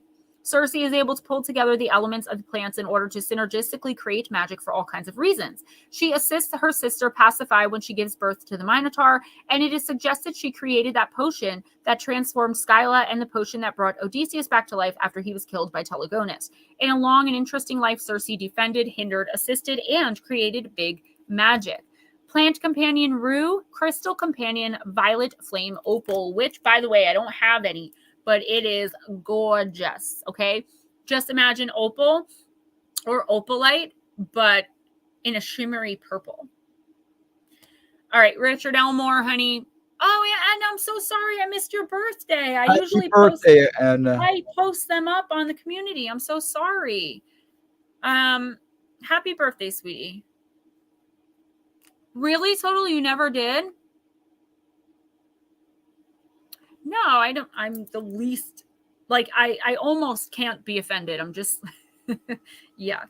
And I wish I would have known, honey. Okay. So Richard Elmore, there is definitely someone keeping something from you. Okay. But it's that, but it's also like, you don't want to see this. You don't want to see whatever this is. It's like, you know it. It's right in front of your face. Nobody's actually said it out loud, but you don't want to admit it. You are fighting like this inner demon of like not wanting to accept reality right now, just in this one situation. It doesn't mean you're delusional. It just means, like, for instance, like, you know, your significant other is cheating, but you love them so much. And like, if it's not said out loud and you don't have tangible proof, then it never happened, right? And you could just go about pretending everything's okay, like you didn't know. But at the end of the day, when something like that happens, it takes away from the situation, from the relationship. And you can never go back to not knowing. So whatever decisions you're making right now have to be informed decisions. They have to be compatible with what's actually going on and not with how you would like to see things. All right? So, Richard, I would think long and hard about, first of all, what and or who this is. And secondly, what are you going to do about it? You can't just sit around and act like it's not happening. Okay? Because that's not going to work. This is the universe telling you that you deserve better than what and or whoever this is. And you should go and actively seek that in your own power and in your own confidence. I see a running theme here tonight, guys. I'm going to do one more, then I'm going to run to the potty, and Ghost Dragons will keep y'all company. But as you know, I'll be right back. I'm never gone for long. Oh, you missed the live. Yeah, I didn't know. I'm so sorry. I always remember Grey Wolves because it's the day before RJ's, and the twins. I actually even had to ask Lotus again because I knew they were fire sign, but I couldn't remember if it was Aries or Leo. All right, who's next? I'm sorry I have to blow my nose. Baby and UFO. Nothing comes out. I love it. I'm sorry. Who was it? Baby UFO. All right. Don't forget Total's new, and I'm not rushing because I know you've got this covered. You look so angry tonight. It's like making me uncomfortable because I feel like I've angered you. Baby UFO. I know he starts to talk. When I talk, I get in trouble, so I'm just staying quiet. I realize almost every week when I go back, because I do go back and listen. Oh, chapter 444. Have a fantastic night, and welcome back anytime. Okay, we're here every Wednesday without fail. Like, it doesn't matter. We don't miss this stream. I realize. Oh, nice, Total. Thank you. I realize that when I'm listening, like, you'll make a joke or you'll say something, and I'll just keep right on talking, but I didn't hear you. Like, I laughed at something you said last week. I don't remember what it was, but I laughed when I was listening afterwards. But like, as we were there, I didn't even hear you talk. It was the craziest thing. Yeah, right? And it's like something happened that like bothered him. He'll tell me after stream if there's something. Is that a clip-on? Someone asked. You're welcome, Richard. It just appeared there. You know, us dragons just make things magically happen. Yeah, it's a clip. I mean, Tell me again who this is for. I'm sorry. a person who's in chat. Baby UFO. I got it. The sun. Wow. This is a great card. Once again, baby UFO, you have like the luck of the draw. Happiness, victory, success, power, warmth, truth. An extremely positive card in Oracle and Lenormand decks. The sun is a card of victory, happiness, and success. As the giver of life, having the sun in your reading shines a light onto the situation and the other cards within the spread. As the source of light, it not only brings happiness or hope to what can be negative, it also illuminates that which is hidden, bringing truth from the unknown. So yeah, baby UFO, the next week or two and going forward, if you play your cards right, no pun intended, you are going to succeed. Like I just keep hearing success. So I don't know what this is that you're trying. Maybe there's something new with your business, or it's like you're finally not only succeeding in a way that like that you're happy with. You know, people around you can look and you could be more successful than them in their eyes, but eventually we all want to reach that place where we feel successful ourselves. And I feel like you're coming into that. Someone who maybe tried to blackball you or gaslight you or lie to you, manipulate you, this person is being totally exposed if they haven't been already. Don't listen to their lies. Don't let them manipulate you. Like, it's over and done. Walk away from whoever this is. Okay, personally, professionally, it doesn't matter. Even if it's just an acquaintance that you know was talking badly about you, because when someone talks poop about you behind your back, it actually puts that out into the universe. And if enough people do it, we can change the collective. We can change someone's fate by speaking it. Okay. And I know that sounds really simplistic. It is really simplistic way to put it. But it can happen. Okay. My guys once told me that is the reason Scott Peterson may not fulfill his contract with the death penalty, because enough people now, the collective, are believing he may be innocent and they're changing fate. So anyone who did that behind your back, put that negativity out there, it affected you a lot more than you realize. Sticks and stones, words can hurt, guys, but they hurt energetically and creepily in ways that we can't see. No, Smoochie, you didn't, honey. So yeah, I would say if you have opportunities to do big things or to expand, or, you know, put your ideas out there. If you're working under someone, let them know your ideas, because this is going to be a great week, the next week or two. Actually, I would say for the entire month of August, to just do you, be you, say what you mean what you say. Don't mince words, okay? And just be you. This is just a great card. It's filled with so much positivity. And I just see you like stepping into the sun. You're stepping into your power. You're stepping into your glow up. And you know what? Be nice to people you don't like. That brings me to a really quick point I want to make. I've been getting some flack in emails and comments for telling people to be falsely positive. If someone screams in your face, if someone yells at you, you have the right to be angry. Of course you do. And you have the right to react. All I'm saying is we may want to stifle that initial instinct to reactively abuse them or behave in a lower vibrational way that they're coming from. Stoop to your level means you don't want to lower yourself energetically to where they're coming from. You have the right to do whatever you want, but I am telling you that the universe is watching how you react and respond specifically to those types of situations. And that is going to determine how much abundance and blessing you get for that time, how many lessons you have to repeat and do all over again and have to learn. That's all I'm saying. I've got to use the potty. I will be right back. I was sitting in a weird way and I got stuck.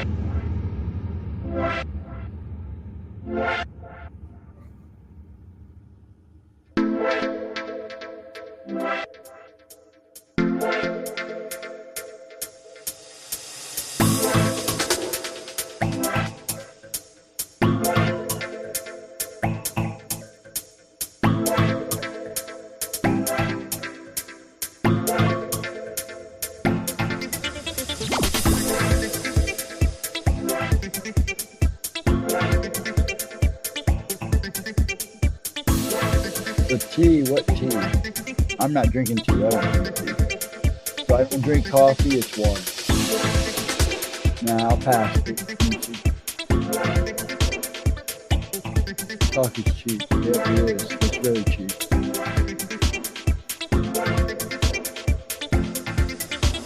Ooh, excuse me, guys. So, next will be Nicole, Nutslap, Total Guerrera, then Grasshopper, if you're Is still that my pillow? Because I sit here like all day writing, you know, like typing, and I have to sit on a pillow or my hiney hurts. All right. Don't believe in aliens. Oh my God, this guy. We might be able to change your mind. For reals, yo. It's not that I didn't believe in them, but I was terrified of them my entire life. And I didn't even watch, like, I would not watch movies or shows about outer space or anything like that until I got a visit. Shorts and a tight tee. Are you still smelling like sweat and man? No, slow motion. I told you. It looks like there's something going on with him. Smoochie, you know it, girl. You know it. Just pee and wipe. That's it. I'm so sorry to keep doing that, but I had my windows open today and the pollen. Yeah, It's total, not. absolutely. Definitely think we should talk about that because I don't understand how someone could not believe in them. But that's just me. Like, it's the same. I don't understand how people can not believe in ghosts. Like, it literally does not compute because I've seen them my whole life, right? So for me, they're just there. There's like 5 here now. It's just so normal. Stopped up top. Let's talk about Willis. Who's next? Nicole. Nicole is next. Nicole, let's use the wild woman. We're missing Miss Bacon.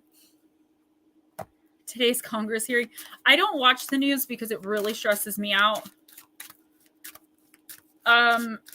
Like, sincerely, I don't. But Ray watches Newsmax, and we talk about a lot. Like, that's one thing that we like can talk about without arguing is politics, actually.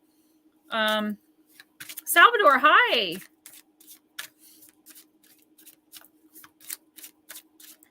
All right, Miss Nicole. How many words a day do I type? It depends.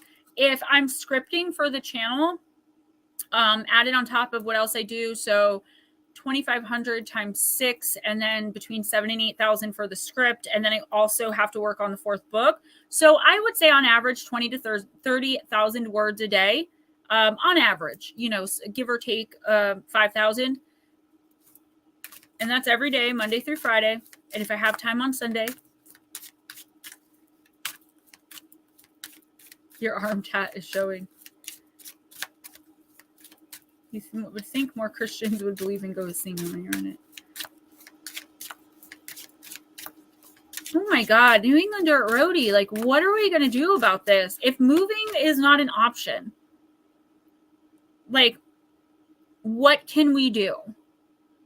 We have to get you out of this. There is so much in your life that you're missing. Nutslap. I'm sorry, but it would be, I don't even speak that many words. I am always silently correcting people's grammar. Sorry. All right. Card number 32, Nicole. Ayin, the Fairy Queen. Card of protection.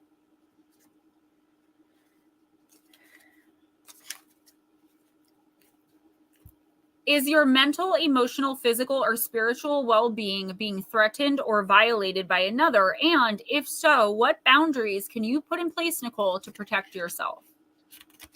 Yeah, Jarvis, you're not wrong. I mean, I can't say much about that. Yeah, Smoochy, I can't help it. I've always been that way about people's grammar. My sister, Christy, my oldest sister, she hates it because she's a terrible speller. So I'm always correcting her on Facebook.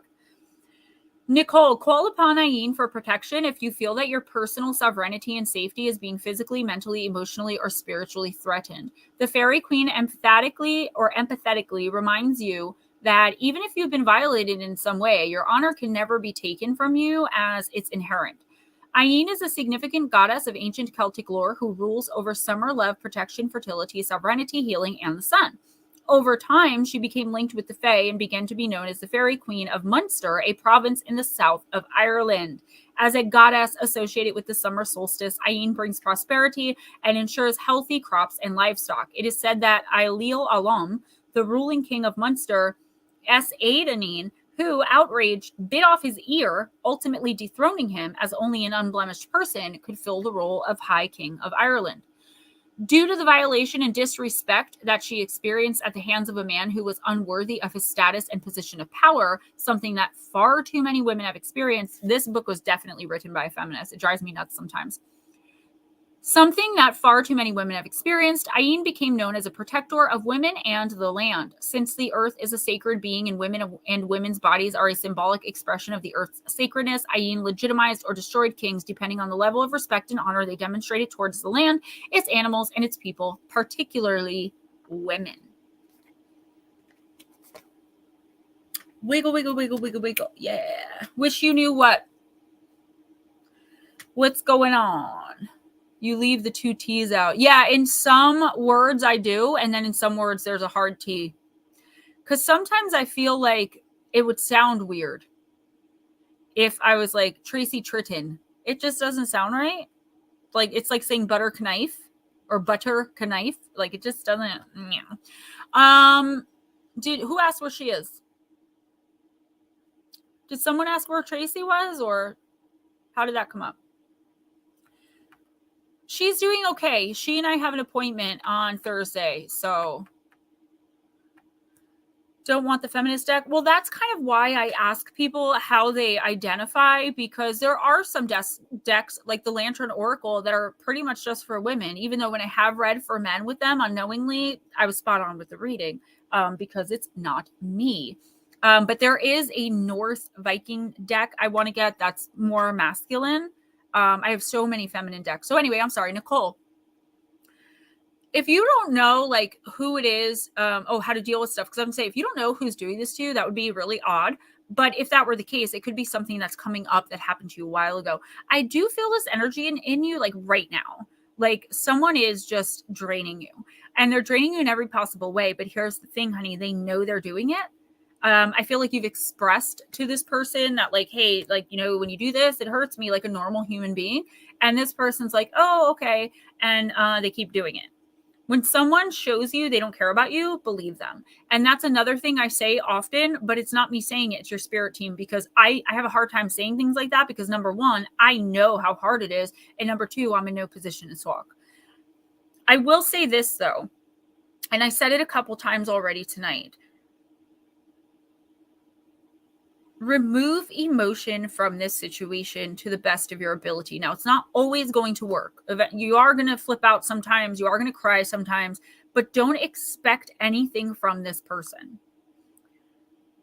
Once you can do that for a little while and start to understand who and what they really are, then you can start independently understanding that you deserve better and that you can do better.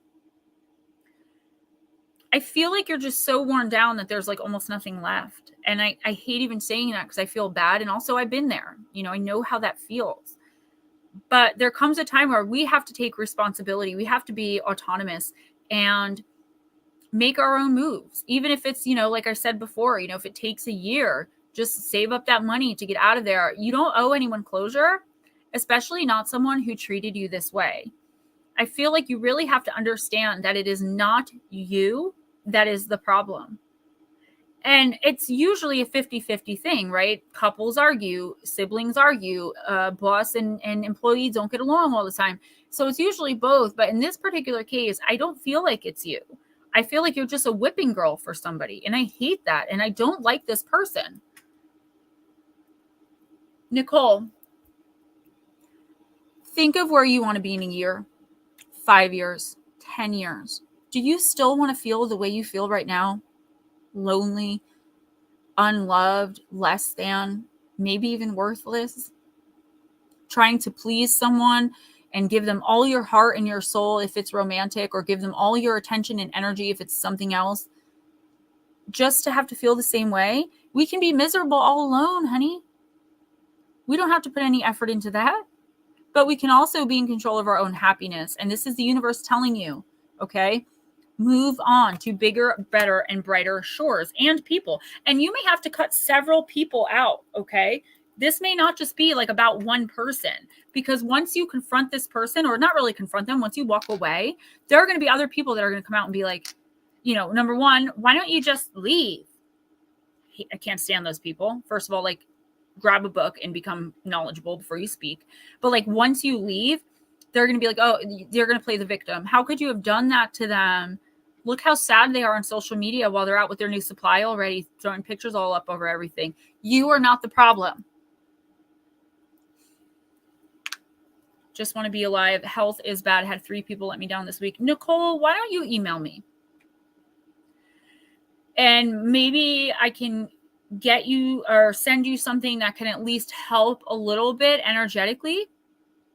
When you get sick, people flee. Well, you're not around the right people then, because that should not be the case. I feel like I've been abandoned by every single person in my entire life at one point or another that's ever told me they love me. It's happened every single time with every single person, family members included. I get it. Trust me more than you know. But there has to come a time where you know that you're worth so much more and you act on that knowledge. Guys, don't forget, yes, Blue Crossroads, that is our running theme. Yes, your picture changed, Edna. Don't forget $20 half-priced personal readings to enter to win, and energetically cleanse and charge lapis lazuli and quartz palmstone by Miss Paranormal Pixie. Or we got the give it to me. The golden obsidian palm stone right here, cleansed and energetically charged by me. And then I have the spherolite, Druzy spherolite obelisk. Lotus Girl, if you're still listening, in the box I sent you a piece of black sardonyx, and I wrote black spherolite on it. And I don't know why I did that. So maybe you need some spherolite as well. I will order some for you. Who is after Nicole? Nut slap. Then total. Alrighty. All right, nut slap. Let's do liminal spirits. Laughing my face off. I know. Nobody else noticed, Jules, okay? As soon as it came out of my mouth, I was like, no. I knew it. I knew someone was going to be like, wait, what just happened? Oh, Boomer. Wonder Dog Sue. Oh my God, it's adorable. I can't. Oh, honey, I'm sorry. I'm sure he's still with you. Paranormal Pixie, fibromyalgia is weird too, because I know my sister has it, and her boyfriend at the time would always be like, oh yeah, her and her fake disease. It's not fake. It's just that they can't like x-ray it. They can't like, yeah, total. So here's how it kind of works, right? I have about 150 decks, but each week I open like 20 of them. And when I read for a person, I'm pulling on their energy, right? So Jules got me laughing. So your spirit team comes in and they will tell me which deck and when to stop shuffling and pull a card, and then they give me the reading. So it's I used to have people pick the deck, but it just got really time consuming. Housebound, not going to get any better. How do you know you're not going to get any better though? You know what I'm saying? Like, and you might have a prognosis like that, and I'm so sorry. But listen, you can manifest something better. And when you do start to feel better, honey, get rid of those people. Get rid of those people. I can't stand those people. Like, I'm 40 years old, and at my age, I'm over it.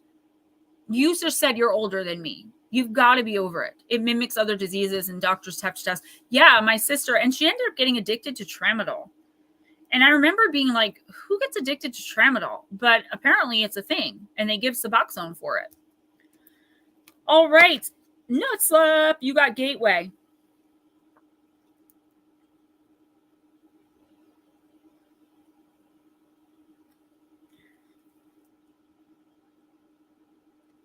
They do have one, a geno test. I didn't know that. My sister, I remember in like 2012, she was really struggling. So I went to the emergency room at Fort Hood in Texas and told them that my teeth were really hurting in the back. And I got them to give me painkillers. And we shared them. Eris! All right. Nut slap, man, I'm just talking away tonight, huh? We begin all journeys by crossing through a gateway or threshold and setting our feet upon a path. The gateway at the crossroads, where two or more roads meet, is a place of choice and possibility. You could meet almost anyone or anything there. If you know how to look for them, they say that's where you'll sell your soul to the devil, too. The amazing thing about crossroads is that while they have long been held to be places of magic, they seem ordinary to most people. It requires seeing with more than just our eyes to fully experience and encounter those who may gather there. Crossroads may seem like simple intersections, but they are often labyrinthine in nature, confusing, full of twists and turns, and not always with more than one way out. Messages. Sometimes we must lose our way in order to truly orient ourselves to the surroundings we find ourselves in.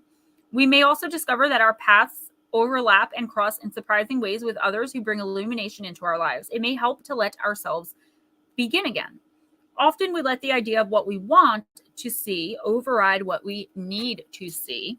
Only when we get lost does the veil fall from our eyes. Change your perspective or question in order to receive the wisdom you seek. The gateway may have a keeper. Sometimes this is fear within ourselves holding us back, which we need to banish in order to pass through. Other times it's the doctrines and ideas of others that we let overshadow what we know to be true. It's you who holds the key, not others. Outside of these mental and emotional states, the keeper is sometimes a metaphysical protector we must acknowledge and sometimes make an offering to or pay a toll in order to move ahead. You must determine which it is and decide what needs to be sacrificed or exchanged. Nuts left. This is about starting over, dude. Like, the universe has been telling you for so long that you just need to start again, right? Like, you have so much more that you want out of and within life than the life you're living now. And that's not to say you don't have a great life or like you don't experience joy, but you're not even anywhere near what you contracted for yourself. And there's something inside of you that keeps reminding you of this. This is why you're always thinking of like, I need to move, or I need to get a new job, or whatever the case may be. And that's because that is your soul. That is your intuition telling you like, dude, this is not for us. There's something so much bigger and it's about to come in for you. I feel like, though, first you have to accept and be willing to do whatever it takes to get to where you want to be. All you need is that first opportunity. All you need is to tell the universe, I'm ready now. Like, I want A, B, and C, and keep telling it that, and keep telling it that you're grateful for whatever those things are, even when you don't have them yet. Acting as if by trying to manifest or by manifesting. This is the universe calling you to your actual calling.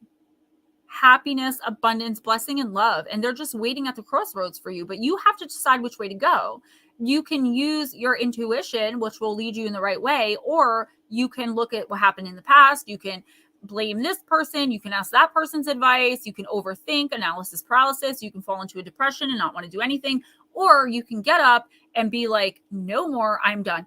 And trust me, guys, I would never give advice like this because I'm a human being and I understand emotions and I understand things aren't this easy. But you have to understand, when I call your spirit teams in, spirit only understands emotions as concept. Okay. Guides, angels, they're not human, nor have they ever been. So they don't understand emotions. So that's why they're always like, you just got to get up and do it. You just got to, step into your power and move on. And I know it's not that easy, but the minute you accept that that's what you're going to do, or like, that's what your lot in life is, you have to put yourself out there in order to gain the opportunities.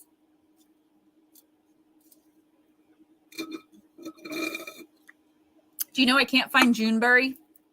I finally found a Red Bull that I love, not more than the kiwi apple, but almost, and can't find it anywhere now. It's like not in New Jersey. Total, I'm going to use the Divine Circus Oracle for you.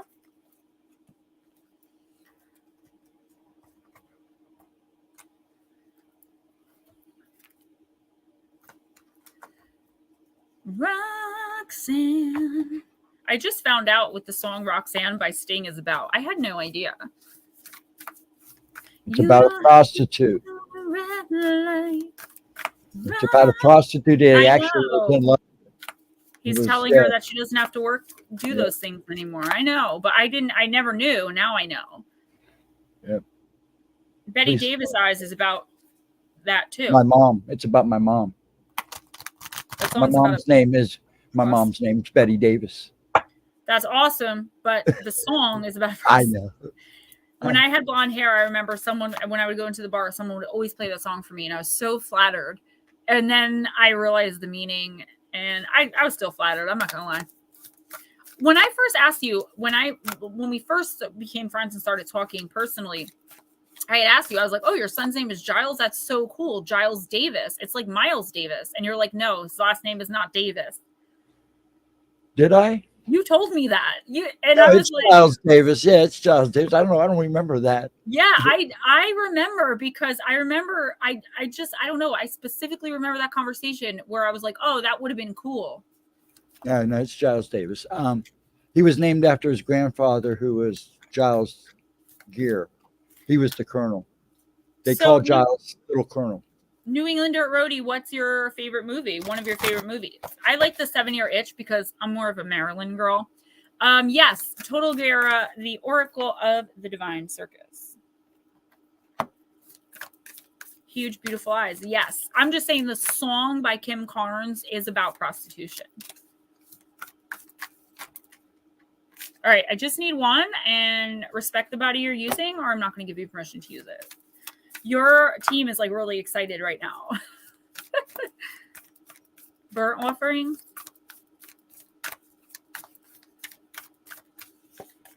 All right. The Dark Harlequin. Woo! Excellent. Card number 27. Powder. I like that movie too, but I always cry. Hey, slow motion. Watch that mouth. You got to say bull poop. Bells are ringing from deep inside. Something that once had to hide is seeking your attention. It wants out. It wants to be free. As you release what was once shut away, your discomfort shall turn to glee.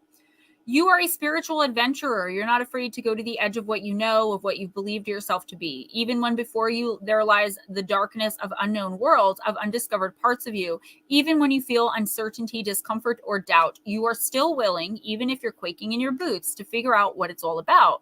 This fine and fierce attitude gives you a special kind of grace, the grace to discover that you're living wild, divinely free, and empowered, forced to be reckoned with in this world. That discovery sets you free from fear and unleashes you upon a path of loving wild creation and joyful abandon.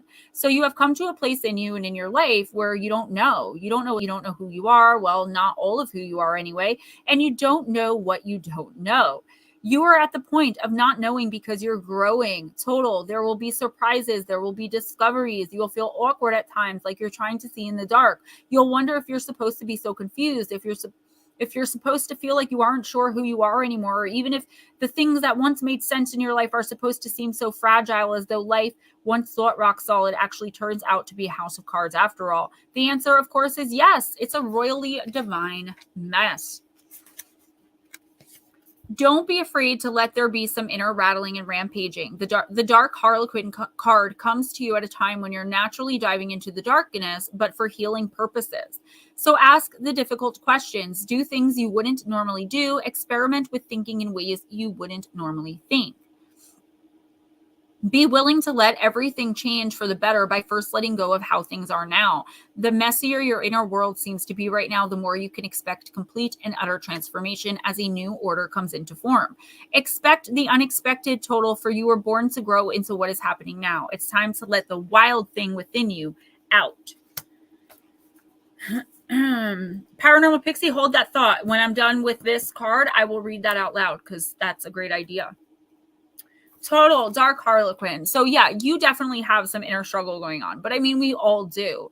But I feel like in this community, like if I'm talking about all of us, like we all do, we've all kind of gone through what you're going through now several times, and we understand it as a dark night of the soul. We just call it the dark night. What happens when you're in the dark night of the soul is everything flips upside down. And it's actually a good thing because it means you're coming into a spiritual awakening, an inner knowledge, a knowledge of who you really are deep down inside. And you start to understand things at a different level. You start to look at people differently. You start to look at your life a lot differently. And it is very confusing and it's extremely painful. It's very topsy-turvy, wonky, as I like to say. But the reason is so that I always say this. I forgot you were in here, Cuzzo. You're awfully quiet tonight. The reason is, like, I always say it like this, okay? Think of a chessboard. All of the pieces on the chessboard are red. That's your life. You're the king. You can't move though, right? Because the entire chessboard is covered with red pieces and you don't know who's who because everyone's the same color. What you have to do is start weeding people that you don't need, that no longer serve you, that are relationships that are dead, done, over with, stuck, stale, stagnant energy. You have to start removing and releasing all of those people, relationships, situationships, and situations, right? All of those things. Once you do that, the universe is going to see that you're doing that. And the universe is going to start putting different colored, higher level pieces in front of you. More important opportunities, more abundant opportunities. Yes. And, you know, still going through it, that's fine. But this is the universe telling you, like, you're going to be coming out of that and it's going to feel very uncomfortable. But that is a good thing. Start thinking about all the lessons you learned throughout that divorce. Start thinking of all the lessons, like who you are now as compared to who you were then. What do you want out of life? Where do you see yourself in a year? And start really deciphering those things and breaking yourself down so that you can come through the spiritual awakening a brighter being, more secure in yourself and understanding what you're willing to accept and what you're not. And that's when the universe is going to start handing you your birthright, which is blessing and abundance. Yes, Nutslap, I taught myself how to play chess when I was 7. Nobody would play with me, so I was a latchkey kid. I was one of the last of the ferals.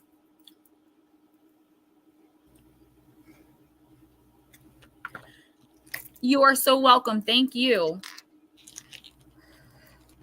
Right. Hold on 1 second. Nope. So, Bobby, I found a picture of us as kids. You were like 5. It's that picture of all of us where I'm wearing that New Kids on the Block hat and the Atlantic City shirt. And I thought I was so cool. I was like 8 years old and your mom took us to get our pictures professionally done. I'm going to be showing that in an upcoming stream if you don't mind. You were so adorable. Oh my God. So Paranormal Pixie, I'm just trying to find her comment, said, what would everyone think about me, meaning Lara, doing a group remote healing session for an upcoming Thursday stream? I would totally back that. You know, you have free reign. So you guys let Lara know in the chat if that's something you guys would be interested in. Maybe like do it for half the time or the full time or however she would do it. I wouldn't even know where to begin. So that's an amazing idea. Guys, don't forget donations. PayPal and Cash App really helps me out. It's how I survive. And super chat, super stickers on. You were not an ugly kid. You were so adorable. Yes, I do play chess. I play to win, though. I play for keeps. You guys bring out my inner goofball, okay? I can't help it. Nicole, Paranormal Pixie said it will be my honor. And Nicole, it's so funny because I always say I'm so proud of this stream, but it has nothing to do with me. It's you guys in the chat, right? You guys are the ones that are welcoming and warm and so full of light. And I feel like in our real lives, right, outside of here, we get pooped on so much that when we get in here, it's just nice to be acknowledged. And it's just nice to have someone welcome. I know for me personally, okay, I can only speak on the eye, but it's nice to be welcomed and to have someone say, how are you doing? You know, is everything okay? You look off today, Gemma. Or, you know, I don't get that. So it feels really good. I mean, I get that in real life. I have a lot of you guys, Ghostdragonzw, I talk to him every day, like that will message me. But I mean, it's just like that interaction with so many other people that genuinely care about how I'm feeling. They care about how I'm doing. They're not just here to get something from me. And, you know, I understand that. It means so much. Donna, what's up, Mama Bear? I know you got to go to sleep, so we'll like bump you up after we do a couple. So hang out for a few minutes. That's my bestie. Ooh, chess.com. Sounds good. I'm ready, babe. Smoochie. Miss Smoochie. Slow Motion said, but when you think it can't get worse, remember there are still those who think of you positively. Yeah, and that's kind of what I do. You know, I remember like I am a good person. I do help people. And you guys are great at reminding me of that. Like, you know, I'll message someone and be like, I'm in a dark place right now. Like, I don't know if I can take anymore. And someone is like, do you have any idea like the positive effect you have on so many people? All right, Miss Donna. I can't wait to see you in 2 weeks. Thank you, Total. Monopoly is the ultimate game, a true test of human will. If you can survive 12 hours of it, you are an Avenger. I don't know about 12 hours, but I do have a habit of putting the board on the side and like restarting the next day. But I always have to be the banker because I don't trust people with my money. Okay, just don't. So if I'm not the banker, I won't play. And I'm also a sore loser. So who's next? I'm sorry. You said it. Smoochie. Smoochie. Don't forget, guys, Gemma Jade merchandise, hoodies, tank tops, t-shirts, cups, bumper stickers, puzzles, vanity license plates, keychains, bookmarks, and a lot of other stuff. Gym bags, all Gemma Jade at jivecreations.com. Oh no, Smoochie.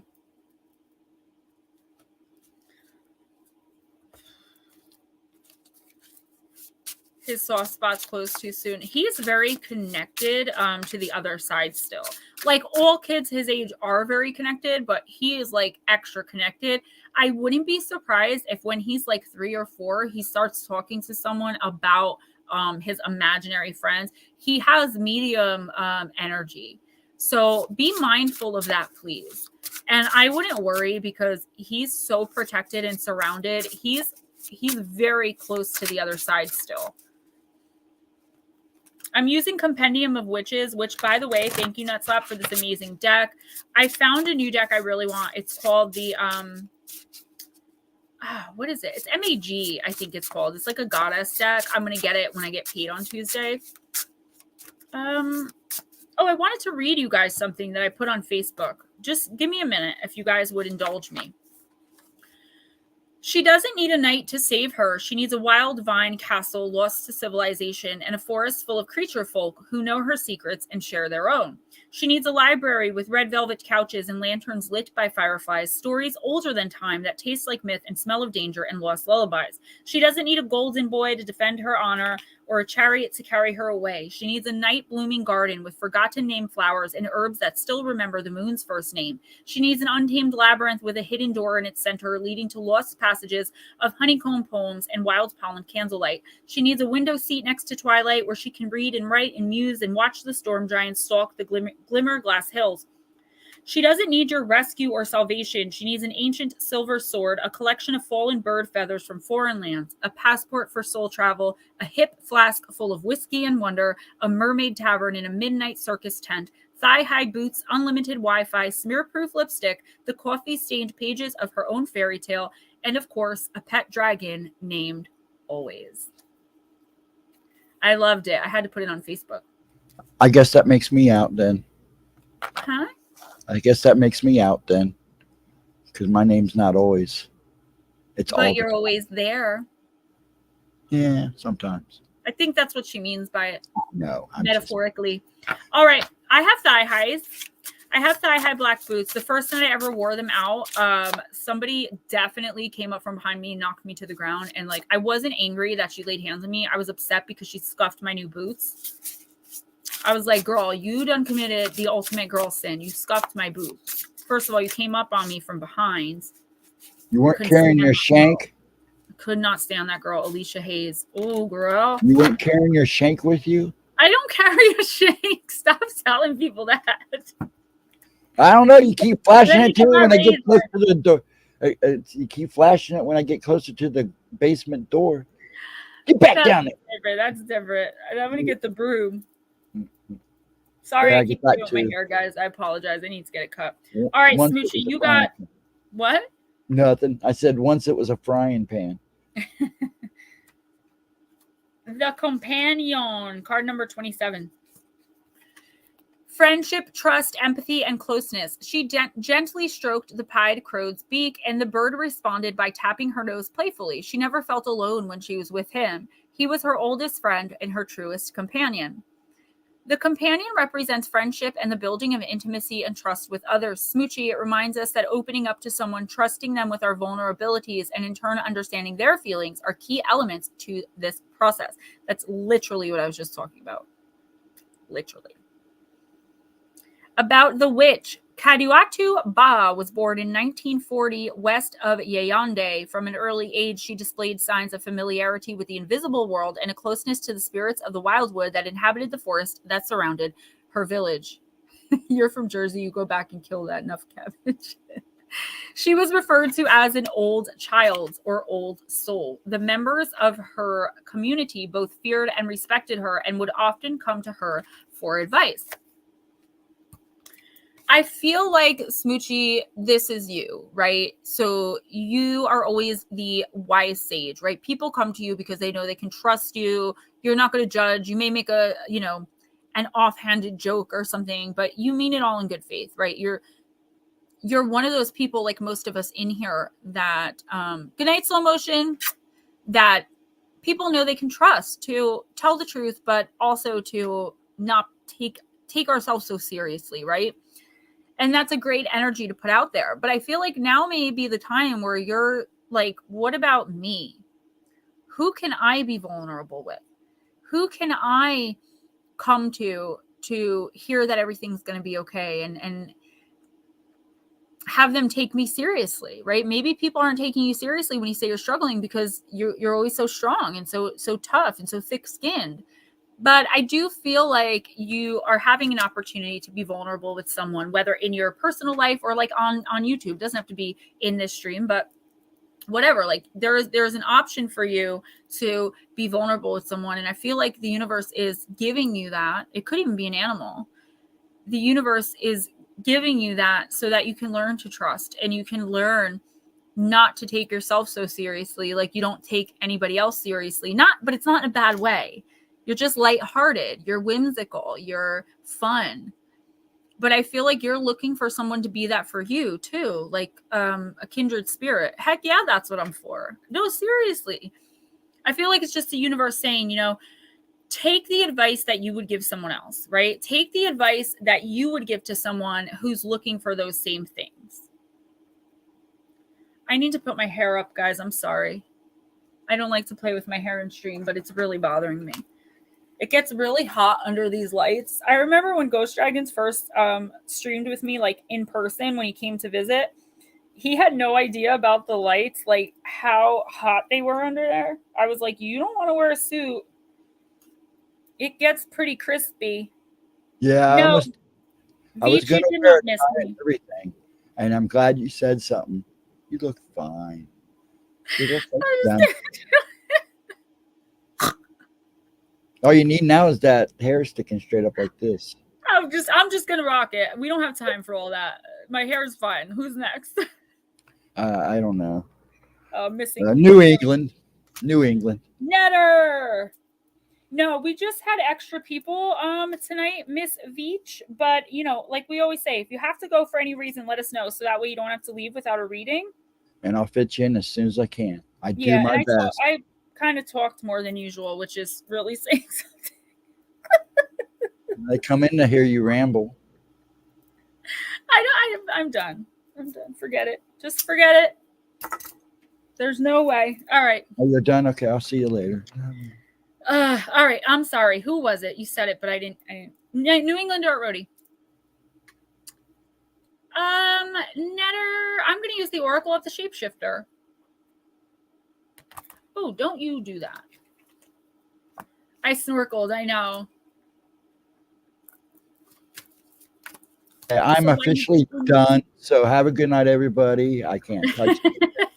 I can't do anything. I'm just done. So everybody have a good night. I've got a picture of me now and I color my hair pink. Oh,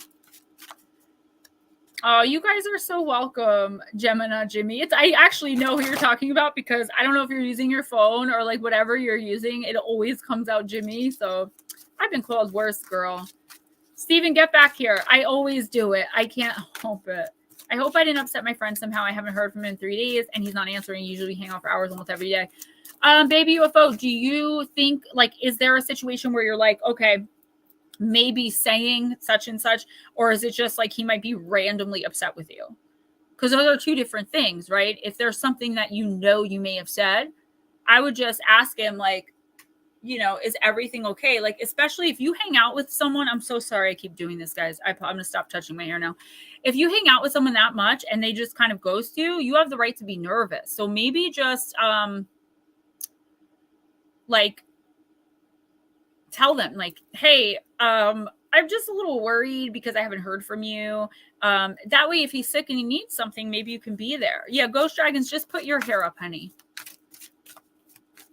So, you know, you guys know the ponytail clips I wear all the time. I had the blue one. RJ wanted to wear it, but we recently gave him a crew cut. We recently shaved his head. He didn't understand that the clip was not going to stick to his hair, and he was so upset. So I gave him my really long purple wig that, like, goes down to his feet. The cat jumped on it and clawed it, so it got destroyed before I was even able to wear it. But he walks around with it. This is what it is. Okay. All right, New England Dirt Roadie. Talks to Taxia. Oh, boy. Paranormal Pixie, right on the nose. She said, baby UFO, my pendulum says you didn't upset them. I would trust that. I would trust Miss Pixie. All right, can I stop shuffling now? Okay, the unending sadness of looking back. I love it. I can't wait to see it. We should talk maybe on Thursday because I have tomorrow. I have Tracy at like 7. We can do probably 8 would be good, or 6. Good night, Donna. I love you.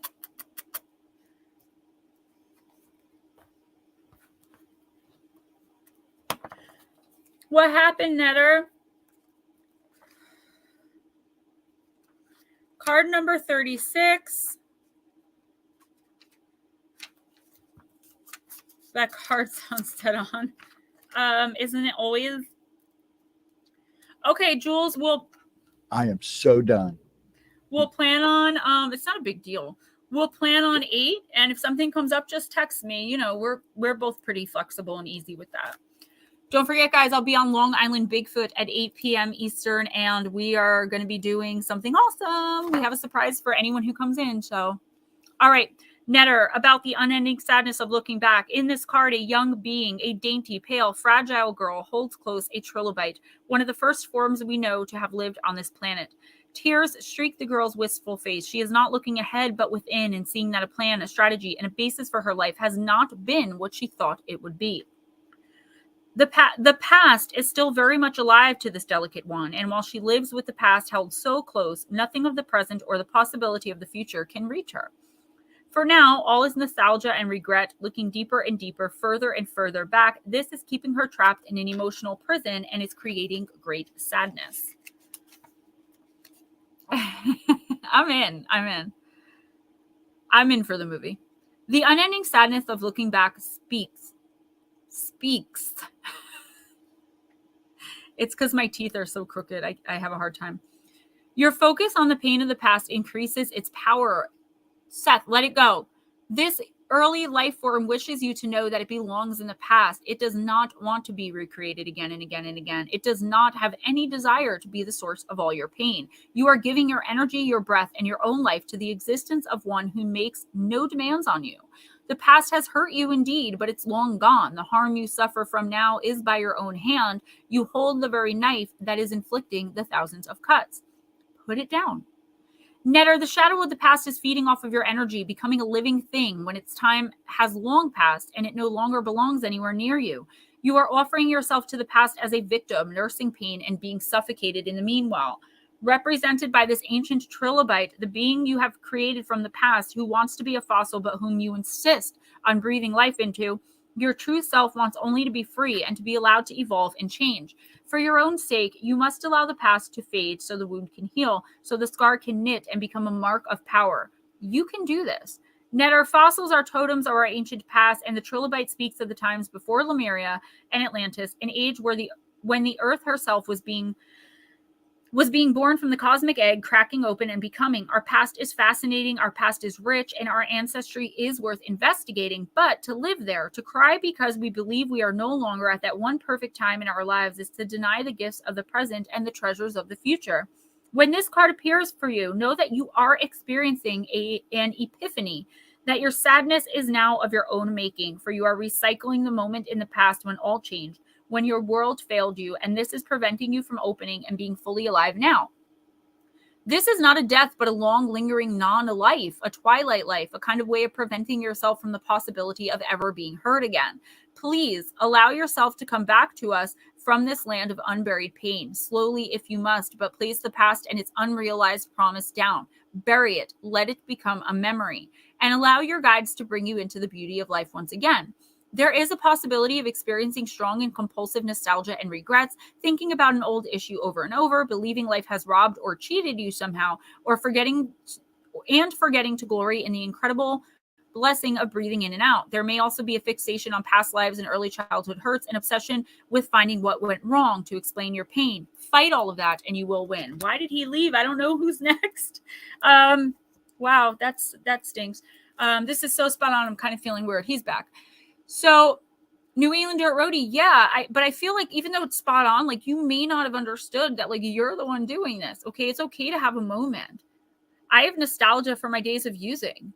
I was free and carefree, and I came and went as I pleased, and I had no responsibility other than to get my next fix. That was it. I do think about that, right? I think about how I was treated as a child and how I was abandoned and let down and just abused, and it's okay to have a moment, but it's not okay to blame life on it. It's not okay to get stuck there. If you're thinking of good times, a relationship you had maybe, or a place you were living, or wherever you go, there you are. So you can't hide from yourself. New England Dirt Roadie, I really feel like you just need to put yourself out there, okay? You just need to get up and get out. We all love you. We're all here for you. I want to see you succeed so bad. I want you to be on a date. I want you to be living your best life. I want you to, I just wait for the day. The energy is really strong, like a little choking on it. I wait for the day when you message me like, hey, Gems, I'm on my way to New England because I'm moving back and I met this amazing chick, or I found this really great job. Honey, you have to understand that you have all the power here, all of it. So are you going to use it for good or evil, basically? Please put yourself out there more. You got this. You're amazing. You're good looking. You're attractive. You have work ethic. You're smart. You're reliable. You're funny. You have awesome hair. What's not to love about you? I don't see it.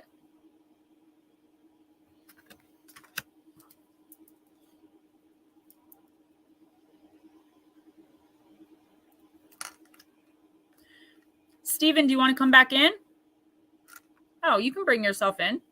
Well, I'd let you do it. That way you can put me where I need to be. It's okay, sweetie. Are you all right? Yeah, it just booted me. Oh, I thought you left. I was like, why did you do that? I mean, I can do that too if you want me to. No, I don't want you. I was mad. Well, I wasn't mad, but I was like, hey, where do you go? Miss Chalet in the house. Woo, woo.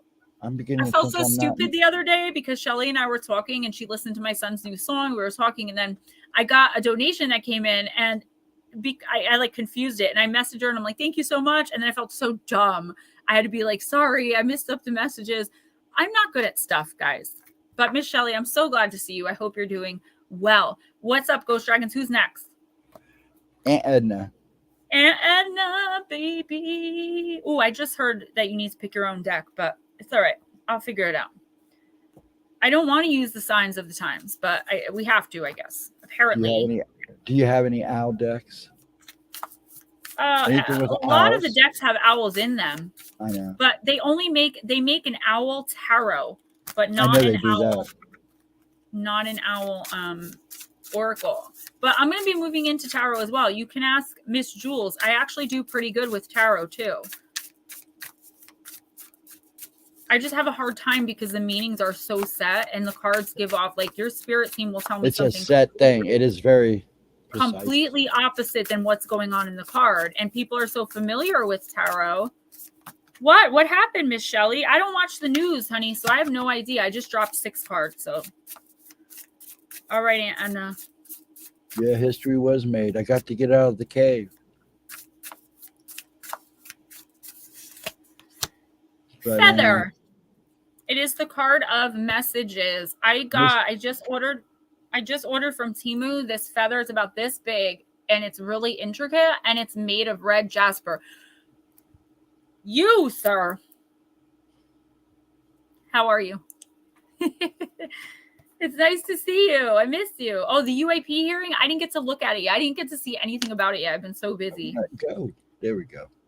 Celtic Cross as usual. Dead Bulls accurate. Yeah, so Aunt Anna, you got card number 7, the card of the feather and messages.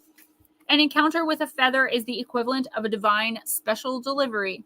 If you find a feather on a walk or randomly notice one out your window, it's connecting you to the wonder of the spiritual world. Be open and receptive to the messages the universe is sending to you at this time, and they are sending them.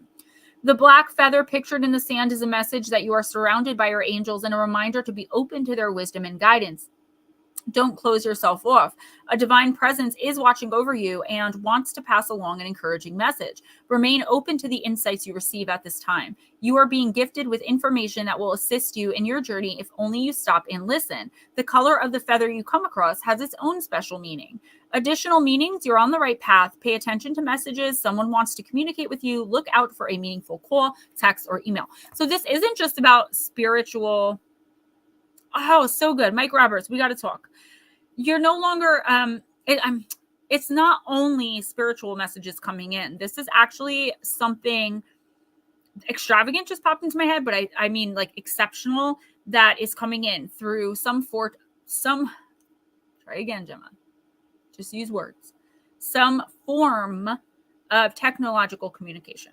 So someone's going to call you and it's going to be like this profound conversation or text or even an email with an opportunity that you never even thought, like, comes out of the clear blue sky, nothing you've ever thought of doing or needing or wanting until you get this email or text or call.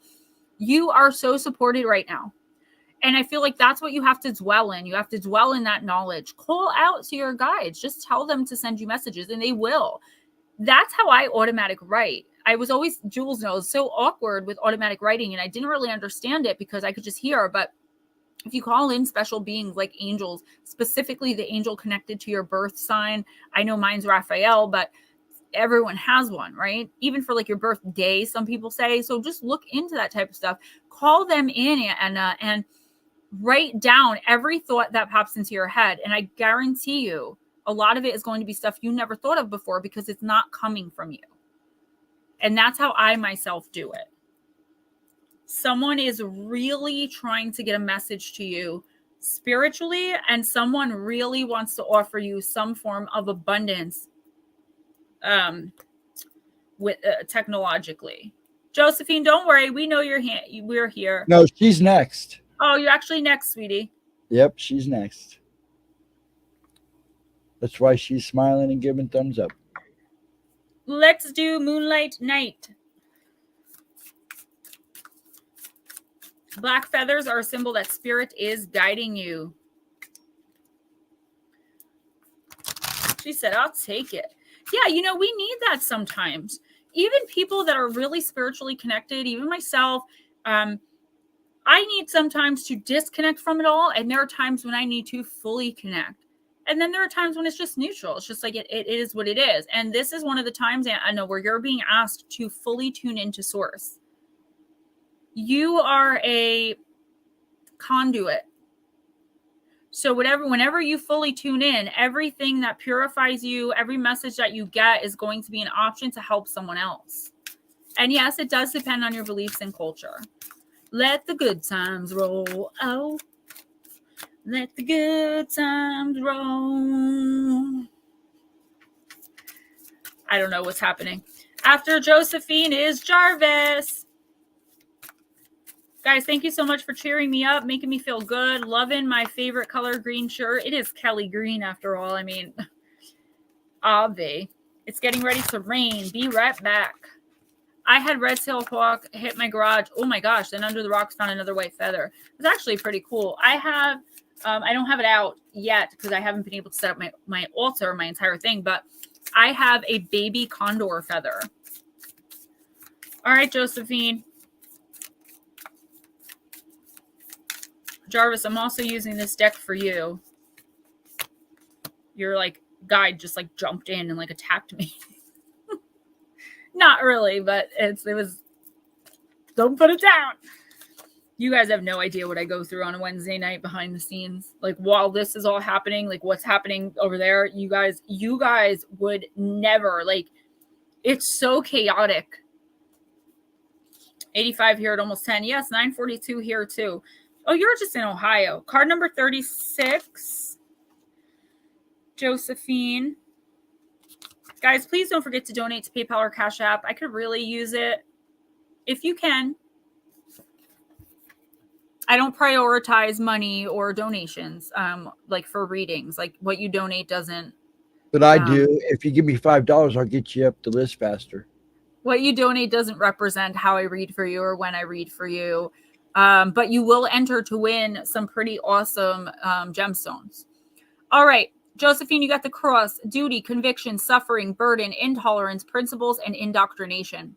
While the cross can be a representative of organized religion, this oracle card's meaning can also be expanded to include the concepts of ideology and responsibility, such as when we come across the phrase, one's cross to bear. Sometimes what is considered the quote-unquote right thing to do can drive us towards great accomplishments and fulfillment, but it can also, especially in cases where those ideals and principles are far too extreme, become a heavy burden. Josephine, why are you questioning yourself, Bo? You're questioning decisions that you made. Someone else got a card with a very, their team told me something very similar. It's, oh, these cards. Josephine, hold on a second. Yeah. New England Dirt Roadie, you have no idea. Like, these cards are gorgeous. So, okay, Josephine, you are making decisions, okay? You're finally coming into a place of power where maybe you're not fully there, fully confident in your ability or confident in even your womanhood or confident in your heart and love, but you're coming out slowly but surely out of this dark night of the soul. Why are you questioning it?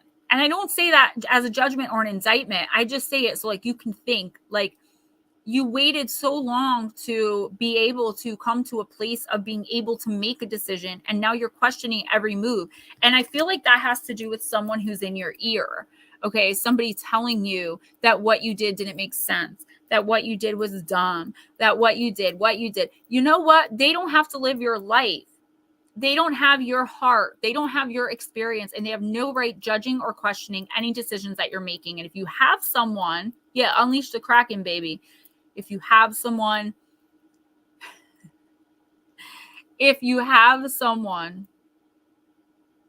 who is doing this to you, you need to really walk away from them. It's detrimental at this point, okay? Because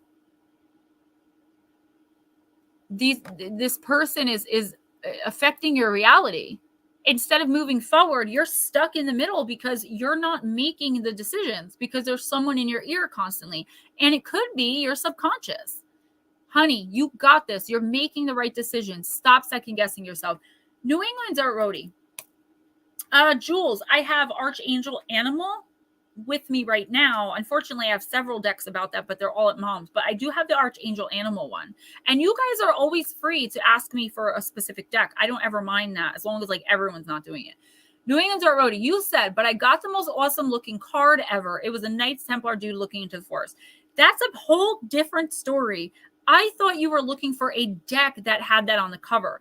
Now that you said that, I think you're talking about the Anne Stokes Gothic Oracle. Because if you look at these cards, I was looking for a deck. If you look at these cards, these would be the type of cards that has a guy that looks like that, right? Now that I know it's a card, I'll definitely find it for you, for sure. It's got to be one of these, or it's got to be one of the decks I have out. Because I use basically, even though I have hundreds, I basically use the same. I'm telling you. I didn't know it was a deck. I've been looking this whole time for a flippin', like an actual deck. I didn't know it was a card. All right. But it was a card, right? I thought like the cover, like I thought you were looking like for a cover that had that picture. If you're talking about a card, I'll find it because I know which decks I use basically weekly. Because even the ones that aren't open are over here. All right, who's next? Chris Jarvis. New England Dirt Roadie. I'll find it. Don't worry. Jarvis, I am going to use Oracle. Well, which one do you want? Shadows and Light? Okay. I don't know what's happening. Okay, they do have a I have the Untamed Bestiary, which is a great animal deck. I'm going to grab them this weekend when I go to my mom's. Paranormal Pixie. You're welcome, Josephine. Jarvis says, holds his ex-fiance's head up in front of the Kraken to turn it to stone.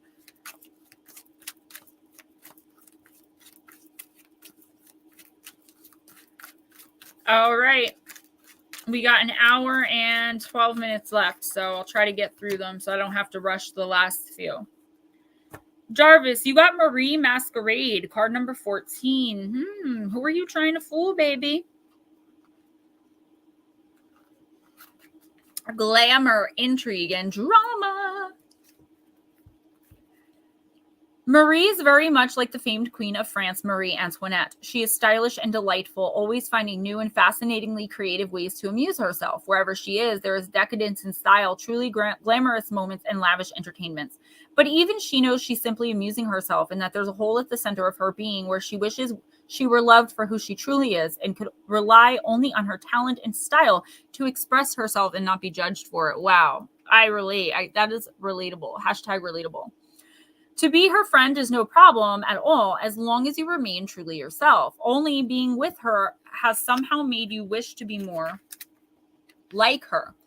Look beneath the mask and the beauty and the exquisite stylings and see into her heart. Be her friend and be her companion, but never forget who you are and what's also important to you. Marie Masquerade speaks.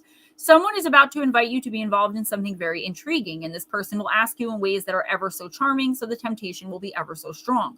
Because this person is beautiful and talented and powerful, you're flattered, of course. But the truth is, you run the risk of paying a very high price for this brush with fame and or glory.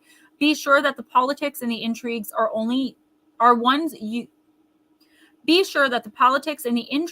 ones you truly wish for in your life, because there's often a sacrifice that must be made and many consequences are currently hidden from you.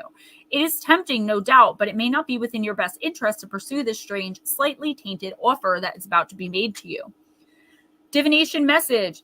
There is gossip and intrigue around a person you admire and wish to be like in some way. This person has need of a true friend and not the need of an admirer.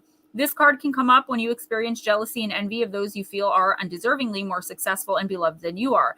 The message is to focus on your own hard work and to create your own style. If you're the subject of such gossip, know that you cannot control what's said about you. Live your life and move through this with grace. When Marie Masquerade comes up, there are some people around who want to befriend another, but simply only for the influence. It's not coming from the heart. And despite her beauty and success, anyone in Marie's position needs true friends. Look inside and see if you have attempted to network instead of befriend and know the difference. Do not keep false friends, fair weather friends. Be true to your own vision as opposed to what is currently fashionable and considered desirable. Creating rather than following. So, Chris, I just feel like there's two things here. One, there is an opportunity coming in that kind of seems too good to be true. And you guys know what I say. If it seems too good to be true, it's usually haunted, right? Definitely not a good idea. And I feel like it's being presented to you in such a way that it's like, you can't really say no. Like, it's like, invest $5 in this, and within a month you'll have 500,000. And here's the proof.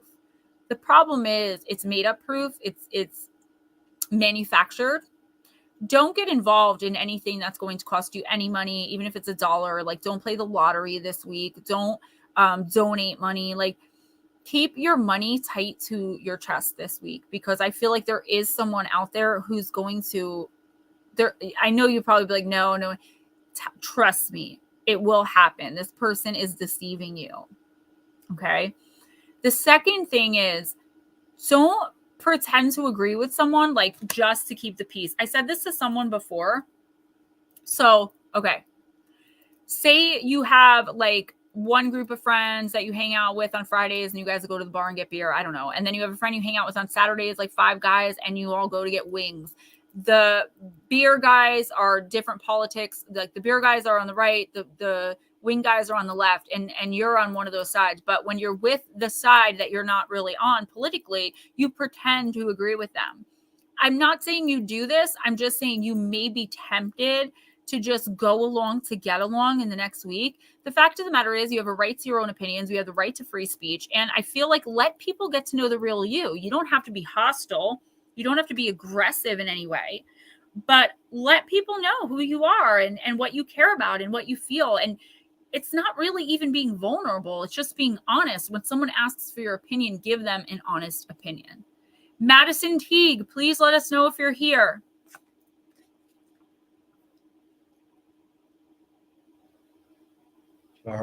Sorry. Next is Eris. That's definitely gossip, Aunt Edna. Eris, I'm going to use the Moonlight Night. These cards are fantastic. I want to do an oracle deck of all like my selfies, like pictures of me, but in this fashion. Antique. What's up, Total? I didn't even know you left. You missed my snorting.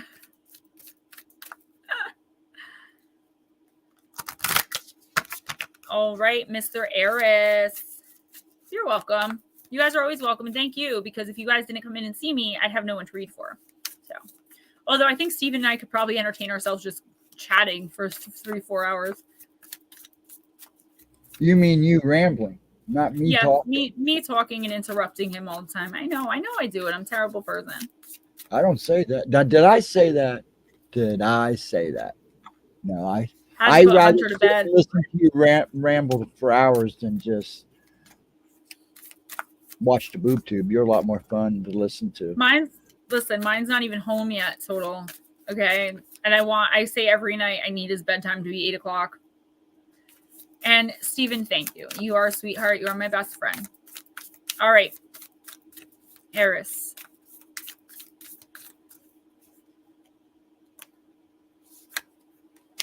PayPal, Cash App, donations gratefully accepted, and links to the Kindle and paperback versions of my book in the description box, along with the links to the PayPal and Cash App, which are also on the screen, and jivecreations.com for Gemma Jade merch. Card number 6, the King of Clubs. Let's see, Eris, what you got? Clouds, confusion, unclarity, misunderstanding, insecurity, doubt, and hidden secrets. A cloud can act as a veil that obscures something, and in an oracle reading, the cloud stands for that which is hidden and the doubts and confusion caused by lack of clarity. The clouds themselves, too, are vapor, never necessarily having a tangible shape. It's another sense in which clouds in an oracle reading can indicate how vagueness creates even more misunderstandings. So it doesn't matter. Like we do on a show on Saturdays. My son goes to camp because I work from home and I wouldn't be able to write 30,000 words a day and do personals and film videos and keep the house clean and cook dinner if he was here. So we just pay for camp. But he starts kindergarten in September. So, all right. Eris, something is definitely hidden. And I feel like you need to really watch the way you, like, don't mince words, right? Say what you mean exactly, because I feel like there's someone just like waiting for you to say something so that they can purposely take it out of context and use it against you. I don't know why you have a person like this around you, but you do. And if you don't know you do, you do. I believe they're hiding under a guise of like charm and innocence. They're, it could be someone that's like making you feel bad for them. There are definite misunderstandings happening right now. A lot of gossip I'm seeing, and I don't see you doing it. I feel like people are taking you the wrong way. And I feel like this should be important to you because I feel like these people are close to you. They're not people that you're just going to walk away from, right? You can have a conversation with these people about what's bothering you and move on from it, but you really need to figure out who this is and do something about it. I feel like this person took something you said or took something you did as like a personal attack on them, and you didn't. You were just speaking your mind, and it's okay that you do that. You don't even have to apologize except to say that you didn't mean it in that way. If they don't accept that, then too bad for them. Right? I feel like there's just this toxicity, but it's based on a misunderstanding, and it can be easily cleared up if this person's not going to come out and say like, hey, when you said this is how I took it. They're just going to go talk poop about you behind your back, and it's going to cause all these problems and dramas. So if you know who this is, make it right. If you have no idea what I'm talking about, you will in the next week or two. But another message I'm getting is for you not to hide your true feelings. I was just saying to Jarvis, like, don't pretend to be someone you're not just to appease the crowd or just to appease a certain group of friends. Always be Eris. Always be Chris. We should always be ourselves. But I feel like someone is judging you, and something that you believe in or something that you're doing is coming and being called into question. You don't owe anyone an explanation, but I think it would just be easier and it would stop all the BS if you just gave one. Miss Jules next. Jules, did you pick a deck? Hey, I heard you are a wild one. Mm-hmm. If I took you home, it'd be a home run. Show me how you do. I want to shut down the club with you. I don't know why. I have no idea why. See, it just popped into my head. You're very welcome, and Blue Crossroads, welcome back. All right, Gothic Oracle, Ann Stokes, baby. I'm stuck on this Knights Templar, dude. I'll find it. I will find it.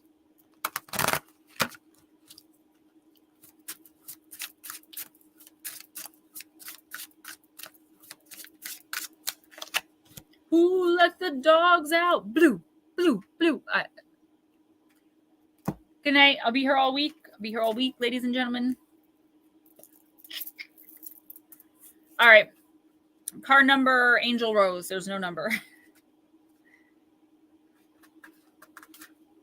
Why is Awake in the Night before Angel? Oh, Angel Rose. First card of the deck.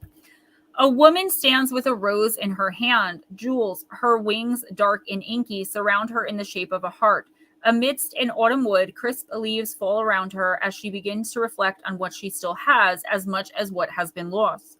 It is often easier to concentrate on what has departed or disintegrated, such as the dead leaves and the falling petals, rather than focus on those aspects of life that are rich and bursting with potential.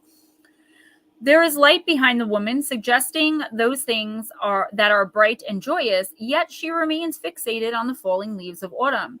A shift of perspective could be needed at this time. While it might be understandable for you to be feeling lackluster or even feeling down, there's always something to be thankful for or to look forward to. Like this woman, just lifting your head up to the light could change your outlook for the better. Though you may have experienced a difficult time, dwelling on a problem or engaging only with things that have not worked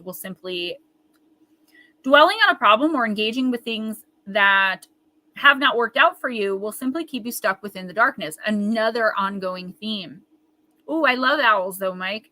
Jules, an act of gratitude is necessary. Even though the difficulties you have faced may have left you emotionally buckled, it's important that you count the blessings that do exist and consider the life lessons that have been gained through recent hardships. So just like I told Total, like you're going through this dark night of the soul and like this confusion, kind of in like spiritual distress, right? A little bit. Not it's not like all consuming, but I feel like you're not seeing the big picture because you're focused on like the finer details. And usually it's good to focus on the details because we want to know what's going on. We want to, weigh the pros and cons. And the universe is saying, just make a decision and don't make it on the based on the past, right?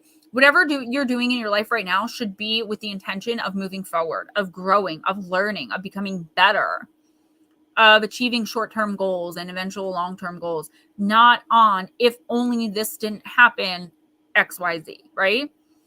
We all do it. We all fall into that rut. But I feel like the universe is saying, if you could only see the opportunity that's right in front of you, your life will change so dramatically like that. But you have to turn from looking at the past. You have to turn around. Okay. And you have to see what's right in front of you. There's an offer, maybe an offer of friendship, of kinship, of something that you've been waiting for. It's like just grab life by the B words, okay? And run with those babies. You got this. You don't know what to look for. It will come to you. Here's the thing, that you don't know what to look for. But if you focus on the blessings in your life and where you expect to go, that'll start manifesting whatever it is to show itself, to be more obvious to you. Right now, you're focusing on something bad that either just happened or that happened a while ago, but you have so much focus on it that you can't see what's right in front of you. That's why you don't know what it is. For the rest of the night, if you can do it, or maybe start tomorrow, okay? Don't try not to think at all about anything negative. Whenever a negative thought comes into your head, and it's going to be hard because we have a lot, say out loud a blessing. I've got food in my refrigerator. I've got running water. I've got, whatever. I've got a good heart. I help people. I'm a good person. I'm spiritually connected. I have a roof over my head. Like whatever. I'm grateful for my artistic talent. Whatever it is, if you can do that all day, I guarantee you're going to see something that you never saw before, because you're going to start looking at things in ways that you just haven't been for a while because so much crap has happened. It's so easy to get stuck in it. It's no indictment here. Like we all get it. And befriending you randomly is very interesting to me. Makes me think that happens. That happens a lot, especially in this stream or like on Facebook, where like someone comes in from Facebook. And like, I know we've spoken before, like off of the internet, but it's just funny because these connections get made. And I do really feel like this is a soul family for me. This is a kinship with 99% of the people in here. And yes, that's a lot of people. But guess what? We have hundreds of people in our soul family who come in to teach us lessons and to teach us about love and about hate and about being our best selves and being at our worst. And sometimes it's people you do not know.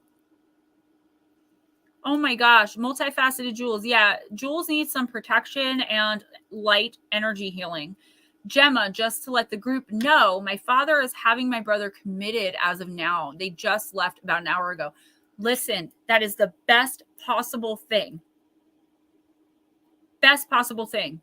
This is coming from your spirit team. Best possible thing. We're worried about you. Your team worries about you. Remember, they don't understand emotion, so they don't know how to feel bad for someone or worry about someone. They just look down at you to see what you're doing. So when they say best possible thing, they're not even talking about for your brother or for your dad. They're talking about for Jules, for beautiful pink-haired Jules. I think this is going to take a lot of the cloud out of your vision, honey. I really do. I think this is going to uncloud what's in front of you, what you're looking for. Normally not into this kind of stuff. I guess I am now. We have another believer. We have another convert. That's the Gemma Jade nut slap. I'm glad and welcome. And I hope you continue to join us and we get to know each other better. I just feel so connected and I'm in a really happy place right now, but we only have 55 minutes and I'm going to blow this. So who's next? Okay, just calm down.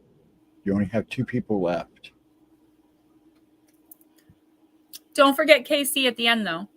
Okay, 3 people left. And you, if you want one. Still don't believe in aliens. I will convert you. I don't believe in aliens either, so don't feel bad. Yeah, he has this really freaky. We should talk about that on Monday for afternoon talk. If they don't come and get me first. I've literally seen them in your house. They've literally held your son down. I'm not gonna. Who's next? I know Madison, Pixie, and Mike Roberts. So that's okay. Right there. Madison's not. Oh, she didn't answer. Okay.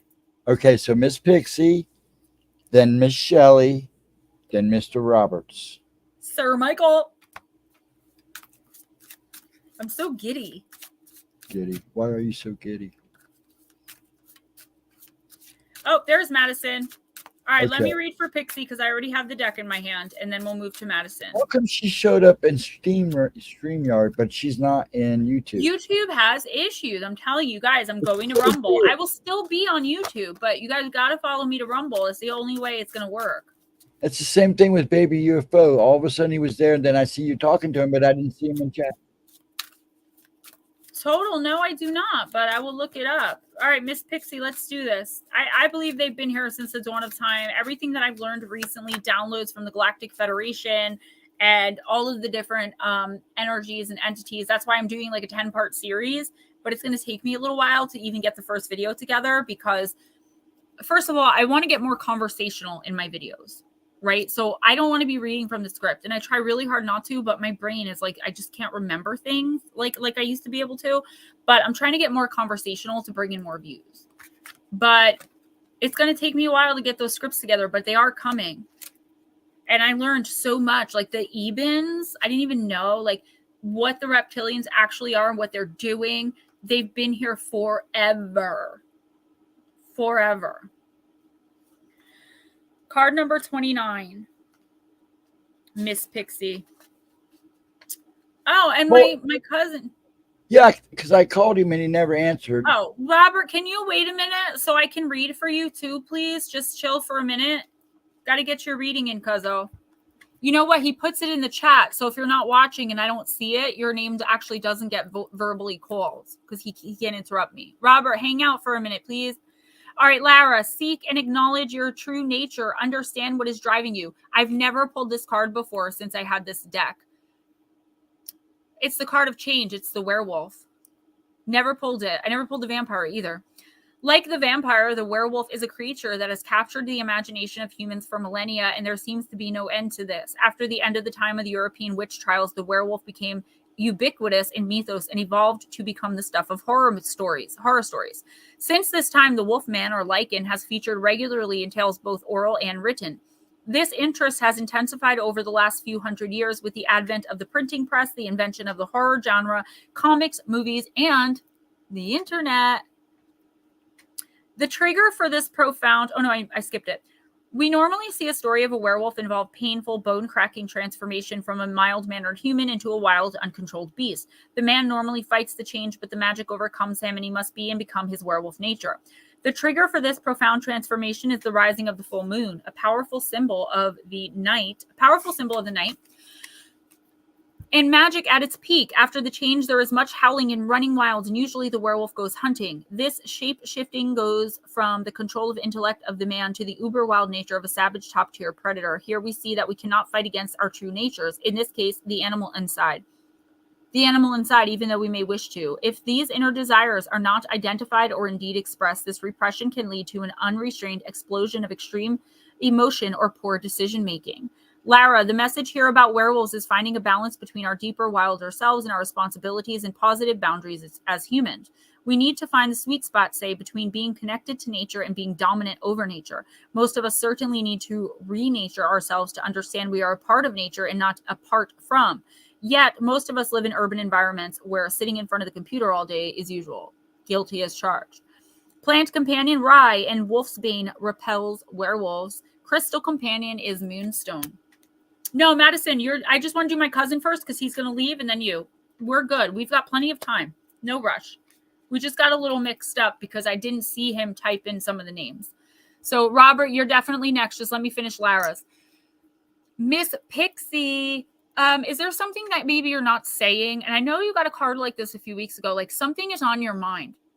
Maybe it's something you really want to do, or maybe somebody inadvertently offended you, but you don't want to say anything because like, it's not really a big deal, but like, what if it happens again, right? You have to embrace, even you're so sweet, and most of us are, or at least we try to be, and we don't want to offend, and we don't want to convict, and we don't want to indict. But the fact of the matter is, if somebody did something to bother you, you need to speak up, right? You do have the right to be respected, even if the disrespect wasn't on purpose.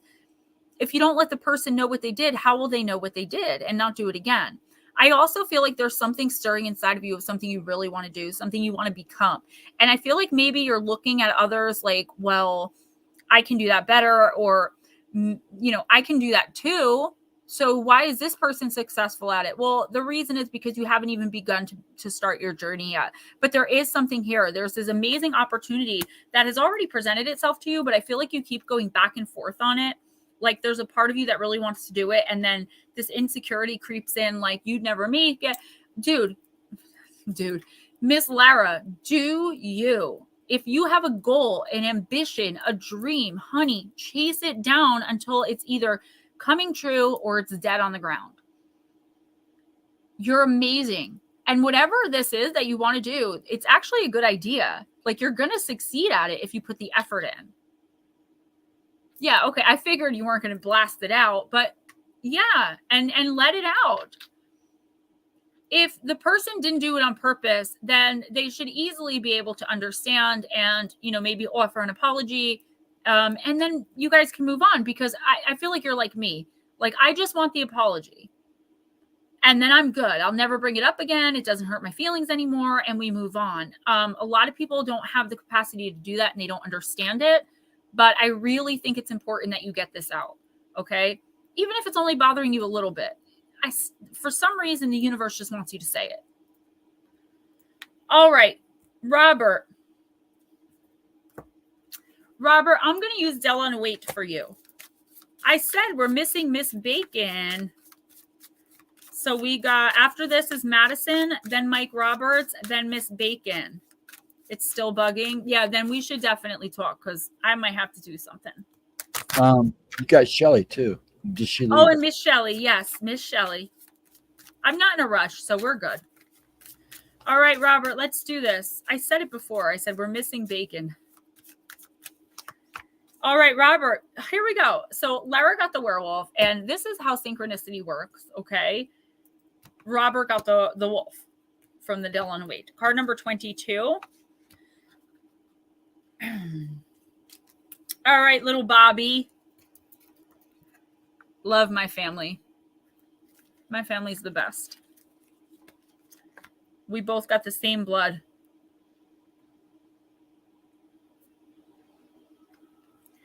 When I rewatch this, there are two things I get upset with myself about. Stopping to vape and constantly playing with my hair. All right, Robert. I am the wild wolf standing before a full moon. I often appear in fairy tales, though my appearance is feared most of the time. They say I'm cruel, hungry, and merciless. They say I eat little pigs, little boys, little girls, and grandmothers as well. They say I hide in the forest with my gleaming fangs and voracious appetite. But this is all a legend. I'm actually nobler, sweeter, and more inspiring than what's said everywhere about me. My message, I'm here to tell you, Robert, that your inner wilderness needs to be heard and unleashed. Stop being reasonable, stop being tidy, and stop being careful. Go through the forest, bay at the moon, dig your claws into the ground, and show your fangs. Run, growl, bark. The time has come to be wild. Your soul belongs to the night and to the moon. The wolf within you wants to be released and act freely. So listen to this call and unchain your inner wolf. You are holding yourself back with all of this self-doubt. And I know you're going through depression, or you recently were going through depression. I get it. I'm not saying don't be depressed anymore. Abracadabra. Like, it doesn't work that way. I get it. But there has to be something you want bad enough to step out of your own self and like go for it. The universe is saying, if you put it out there that you're ready to move forward in your life and not be, and I use this and I know it's you too, but it's so relevant, stuck in a moment you can't get out of. You got yourself there. You're in quicksand. But the universe is offering you a hand to pull you up and help you soar. Don't listen to what someone says about you. Don't listen to what that terrible demonic, I'll say it, voice in your head tells you about yourself. Know who you are in your heart. Believe it and get out there and do something. You're another one that needs to get out and spend time with yourself outside of the house. You don't have to even talk to anybody. The universe will work its magic on your chessboard, cuzzo. I'm telling you. So Madison, then Shelly, then Mike. Madison, I'm going to use the human spirit. I know, sweetie, I know, but the time has come, right, for you to get out there into the world. I wish we lived closer or I drove, which I am going to be working on my license very, very soon, probably starting September when I don't have to pay for RJ's camp. You got this. Like, you're so amazing. You don't even know. You and I have the same blood, and I know I'm awesome. And I don't say that. That's like humble bragging. But look how far I've come. Anyone can do it if I can. Trust me. All right, Miss Madison. Oh, and Nicole, too. Nicole will be after Mike. Mike, yeah. It runs in our family, too, though, because it really does. But we are the generation that's breaking the generational curses and trauma bonds. And you're a part of that. All right, Miss Madison, you got Forever Young, card number 38 in the upright position. There's been a shift in the universal energy, in the collective consciousness, where there's one generation, and it's not just people my age or your age, okay? It's certain people, certain light workers, mainly people in here, and a lot of us know it, where like we're changing the ancestral, like our family has so much addiction and divorce and chaos and infighting and drama, but we are the ones that are removing ourselves from that.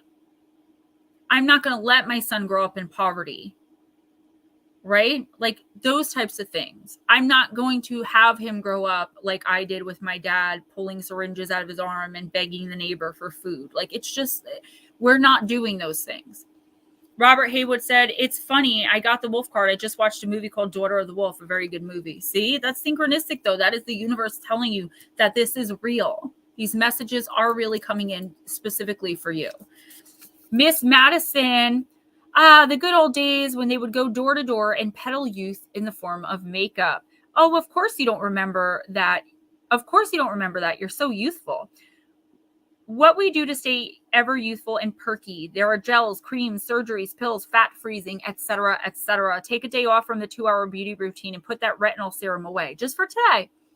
If your spirit, the joy and light that flows effortlessly through you, that keeps you forever young. For instance, when you've been happy and then people tell you that you are radiant and glowing, you'll never have any time to share your glow with others if you're stuck behind a facial mask in a 2-hour beauty routine. I mean, there's a reason why we do there's a reason why where we do grooming is called a quote unquote vanity. So Madison, this is kind of cheeky, snarky, but I think the real thing here is like, who is asking you for this? Like, who is putting this unrealistic expectation on you? And it doesn't have to be about youth, and it doesn't have to be about beauty, and it doesn't have to be about makeup. The cards are metaphorical when it comes to spirit. It's just their way of guiding me into the message. Maybe you feel like, I remember one time I went to the mall with my sister, and she said, you look so beautiful. And I said, I feel like a fake person. I had on so much makeup. I was wearing an outfit that I wasn't comfortable in. My hair, but I felt so pretty on the outside that I still went out like this. And I was so uncomfortable in my skin. The dress was too short. I wasn't comfortable with the shoes. It was just all too much. And I think this is kind of a not being comfortable in your own skin, but it's because of the expectations of another. Good night, Bobby. I love you. Give my love to your mom. She's like the sweetest woman in the world. My Aunt Audrey. Love her. Madison, don't do anything that makes you feel uncomfortable in and of yourself. Like, if you're not comfortable with something, you need to speak up. You are a grown woman. You're allowed to have opinions. You're allowed to make your own choices. And you don't have to explain to anybody why you're doing what you're doing or what you're doing. I feel like someone has placed an unrealistic expectation on you. And if this isn't an outer someone, it's an inner someone. It's you, like on the inside. I keep hearing responsible for everything, yet in control of nothing. I know the feeling. This is the universe telling you, break out of that. Be truly who you are. Don't be crude. Don't be rude. You know what I'm saying? But be who you are. Say what you mean. And you are going to attract the right people for the right circumstances, for the abundance and blessing you're looking for in your life to achieve your goals and dreams. If you continue on this path you're on, where you feel like you kind of have to please everybody, you know, the people pleasing, the analysis paralysis, you know that you're not comfortable, but you're going to go along because it's what's comfortable, right? It's what you're not comfortable, but like, it's what you know. Stop doing that. Step out of yourself. Step out of your comfort zone. Get uncomfortable. Get comfortable with being uncomfortable and get out there. You are going to attract the right people. I'm telling you, something big is coming for you if you can step out of the role that you've been playing. Even if you're only playing the role for one person, that's one person too many. Be unapologetically and beautifully yourself, mama. Mike, I'm going to use the Moonlight Nights, and then it will be Shelly. And, I should do Shelly first or Mike? Shelly, then Mike, then Melissa. Shelly, I'm going to use for the Love of Dragons, the new deck. Then Mike, then Melissa. I'm sorry, what? Is Shelly even still here? Yes, she is. Okay. She's here? I don't see her, but... I don't see her names in chat, but... Yeah, but when someone comes in, their name stays in chat until the chat's over. I'm just going to read for anyway. Just do a timestamp, please. Okay. I will do that.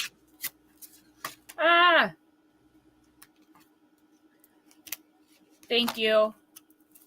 I just want to let you know, Steven, Mr. Ghost Dragons, is such an integral part of what we do. He's an integral part of Lara's stream because he's in the background kind of running things. She doesn't have like the right setup right now.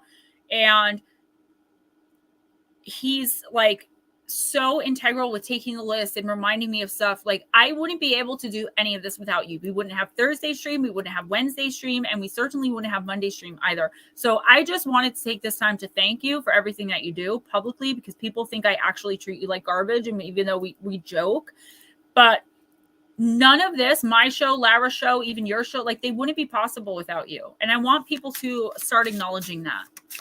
I don't think enough people, not meaning people in the chat, but like people I don't think enough people acknowledge the contribution you make to this channel. And I love you. And thank you. I will give you 2 waffle sandwiches tonight. I can't complain. I may even let you out in the woods for a walk. Oh, fun. You going to bring a bone to throw? Yes. Where is Blue Crossroads? I don't know. Yes. Oh, boy. Shelly, you got card number 5. It's the card of the grouch. I wasn't expecting that.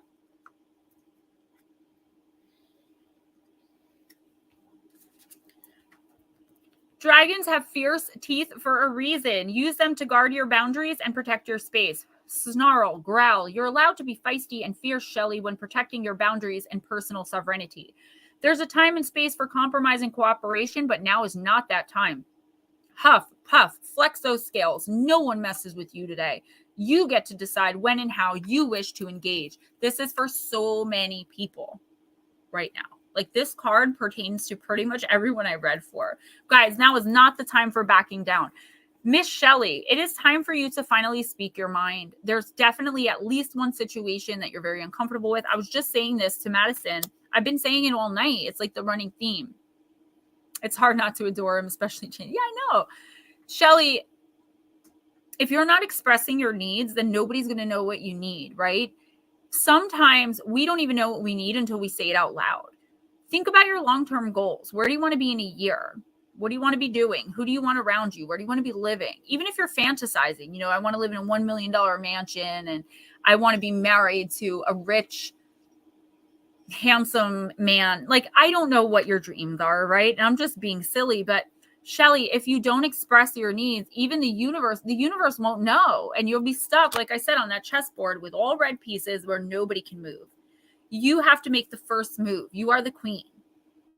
Start getting rid of people, places, and things that no longer serve you. Some people think when you reach a certain age, you just have to kind of be comfortable. And that's not it. That is not the way to go here. You have so much potential. You're smart. You're beautiful. You're kind. Shelly, you can get out of the trap you're in, but you have to express to the universe what it is you want and or need. Mike, I'm using Moonlight Night.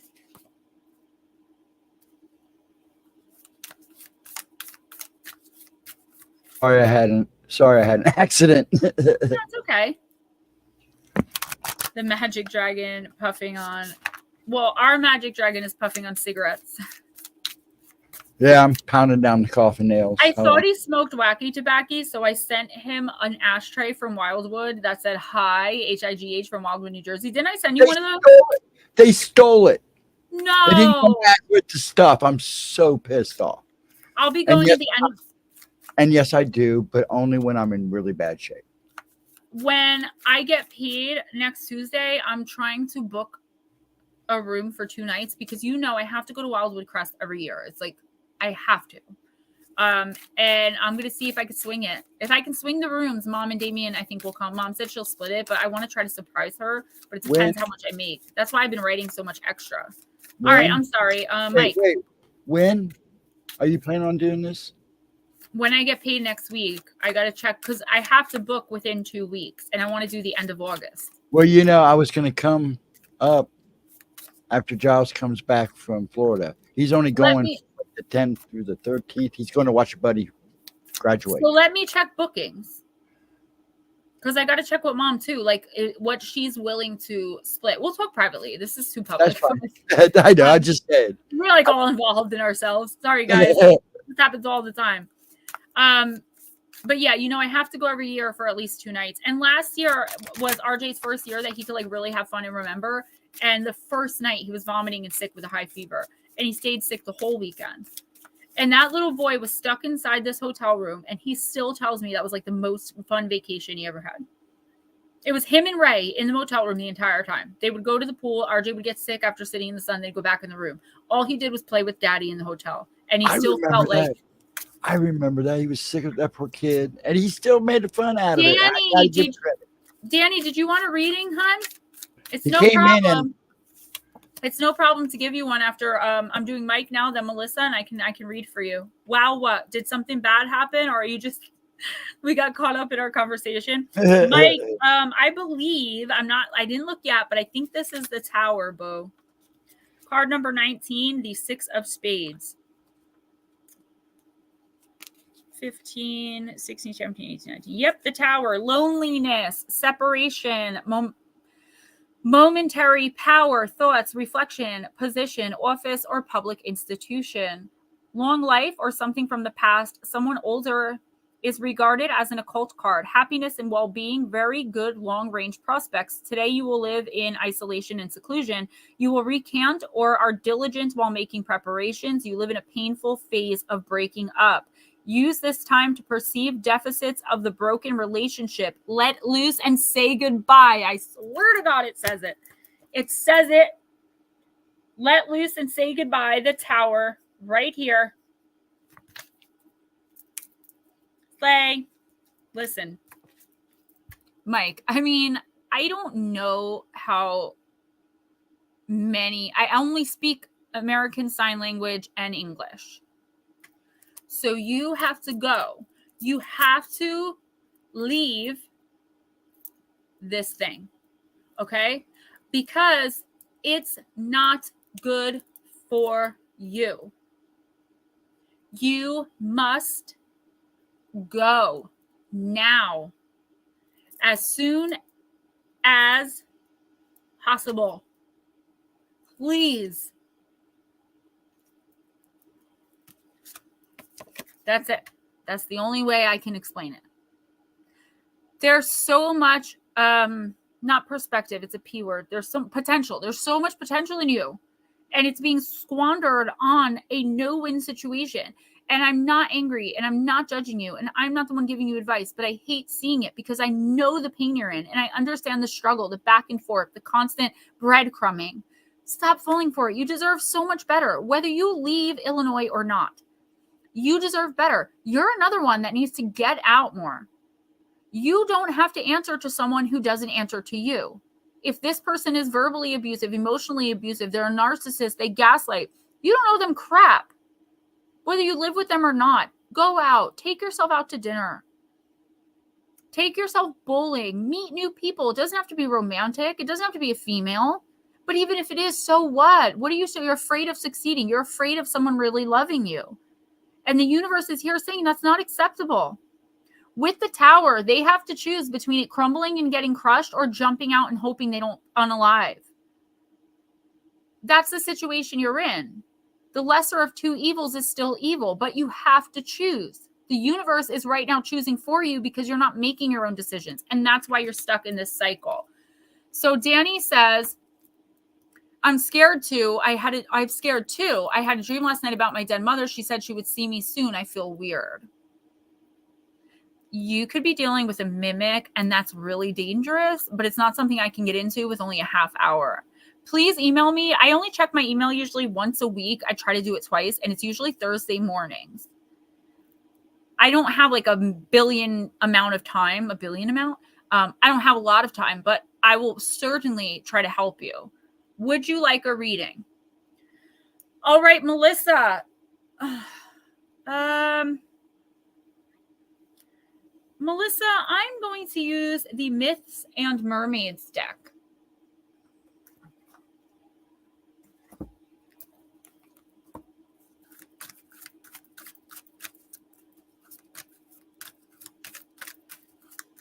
Well, you got a new one though, right, Mike? You don't do email well. Well, that's the thing. If you email me, I'll just give you my phone number and we can text or something. That's what I normally do. I just need the initial connection because I can't put my phone number in chat. Even though I think everyone in here has my phone number right now, but I don't want like other people to see it. All right, Melissa. Yeah, thank you. Thank you, Paranormal Pixie. She said, Danny, have her read for you. It may give you some clarity. Yeah, I think that's a good idea. Melissa, you got the sea beasties in the reverse position. And with Myths and Mermaids, the meanings are like really short. So usually I'll read both of them. Ralph and Cassie Francis, thank you. Thank you for coming in and showing your support. Got a base. I just got to get back to my computer. All right. Melissa Nicole. A strange maiden in a tentacled headdress fixes her sightless gaze straight ahead, unaware of the bizarre creatures surrounding her at the bottom of the deepest sea. Divination message, be aware of deeply buried thoughts and desires. Lately, you have felt some unfamiliar stirrings from thoughts and desires buried deep below the surface. The elements of self may be things you have forgotten, and they may be things you have intentionally ignored or unconsciously repressed. However, they are still there, and it's time to acknowledge their existence. These ideas and emotions, perhaps even fears, may be difficult to retrieve or recall, but don't worry. Nothing's impossible, and the more you concentrate on becoming self-aware, the better you'll become at understanding these hidden pieces of your personality. The antithesis, which is actually what you drew, leave the past behind. You have been through a lot of tough times lately. You have been expending too much energy dwelling on these negative experiences. It's time to let go of the emotional baggage that's been weighing you down. Stop letting the ghosts of the past control your present and look forward to an unburdened future. So many people pulled this message tonight. Melissa, just move on. Like, I know it's hard. Like, I know it's not that easy, but we are all stunting ourselves by being stuck in this never-ending cycle of this toxic. It becomes addictive. We're addicted to the high of the breadcrumbing, of the good times. The good times aren't real. They're fake, just to get us back to being hoovered as a source of supply. The universe wants to give you something. The universe wants to give you like whatever you need to make the next step possible in this situation shit. But you have to be really willing. You have to fully let go, body, mind, soul, and spirit. Because if you're still emotionally attached and connected, there's always that cord that can pull you back. And the universe doesn't play that game. When it's time to move on, it's time to move on, period, point blank. please find your inner strength. Get out and meet new people so there can be new people on your chessboard and you can actually move, honey. You deserve better. All right, Danny, that's perfect. Absolutely perfect. So would you like a reading?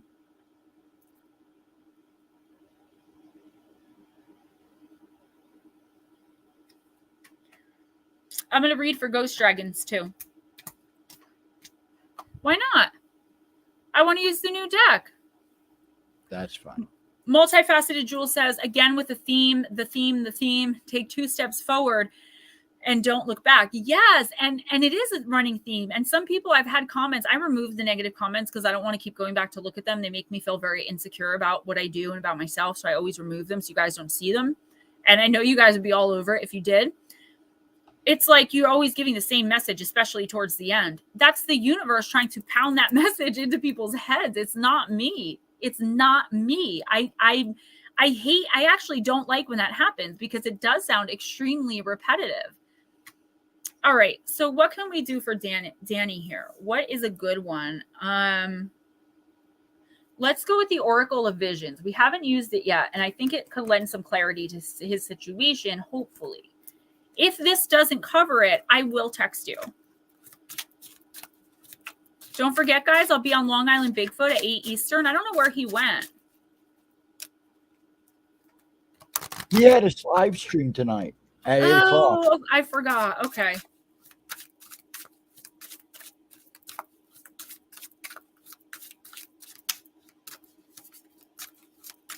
Don't forget, guys, PayPal, Cash App donations, please. Gemma Jade merchandise at jivecreations.com. Links to the Kindle and paperback versions of my book in the description box, along with the links to donate. I really appreciate you guys, how I make a living and support myself. All right. Danny, let's do this, honey. I got your back. Ooh, she looks cute. Card number 21, which I feel like that's kind of a lucky number or like an angelic number for you. So maybe we'll look into that. Lady Luck, fate, taking risks, evaluating the odds, and superstition. I knew it. I said luck. Clint Eastwood in Dirty Harry said, quote, you've got to ask yourself one question. Do I feel lucky? Do ya? Punk. End quote. This card is all about evaluating the odds and taking risks. Life is a constant roll of the dice, so you must consider all of the pros and cons. While some choices can be avoided, others we are forced to make. Each comes with its own promise or reward or consequence. Promise of reward or consequence. Danny, our perception of our chances are often influenced by our individual abilities, beliefs, or superstitions, but ultimately only the lady knows what card she holds. Danny, Lady Luck personifies our conceptual approach to luck and fate. Adorned and surrounded by a collection of associated symbols, she offers us another card that will determine whether we have a winning or losing hand.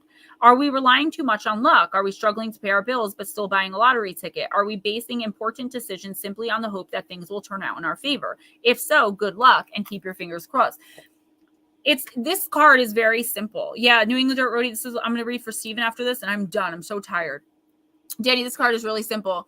The universe is saying, like, you can hope and wish and dream all you want, but if you don't take action to back that up, it's not going to fall into your lap. So while this doesn't clarify your dream, this may have been actually your mom telling you, like, I'll see you soon. Like, when you take the first step towards your dreams and goals, or towards whatever this is, it may just be as simple as wanting to ask someone out or wanting to reconnect with somebody, like whatever it is, start your own business. It could be something huge, something small. Maybe she's like, once you make the first step, I'm able to step in and help you.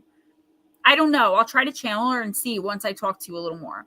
But listen, Danny, if there's something you want, don't listen to what other people say. Listen to you. Listen to the voice in your head and your sense and your reason and your intuition, and then go for it. The universe is saying, quote unquote, luck, for lack of a better word, is on your side. But you have to put action into it. You can't just sit around saying my life's going to be so great in 5 years, because nothing changes if nothing changes. And in 5 years, you'll still be sitting in the same spot going, my life's going to be great. You know what I mean? You have to take action. Even if it's something you don't want, like the breaking up of a relationship, or using, getting a new job, or starting, it could be anything, but if it's something that you really, really desperately want or seek to have in your life, you have to, I hate my hair. You have to get out and go for it. I don't know why I touched it. I always feel so stupid, like playing with my hair. Like, is that serious? But it does drive me insane. All right, one more and I'm out because I'm tired and my hair is nutty. If you're tired, honey, rest. Nope. Ghostdragonzw, Moonlight Night.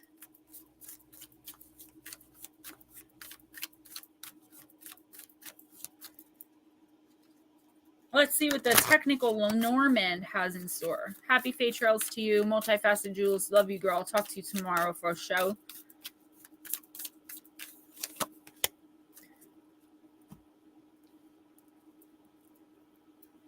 Card number 39. It has no, like they have like the Ace of Hearts, the Six of Clubs. This one doesn't have one.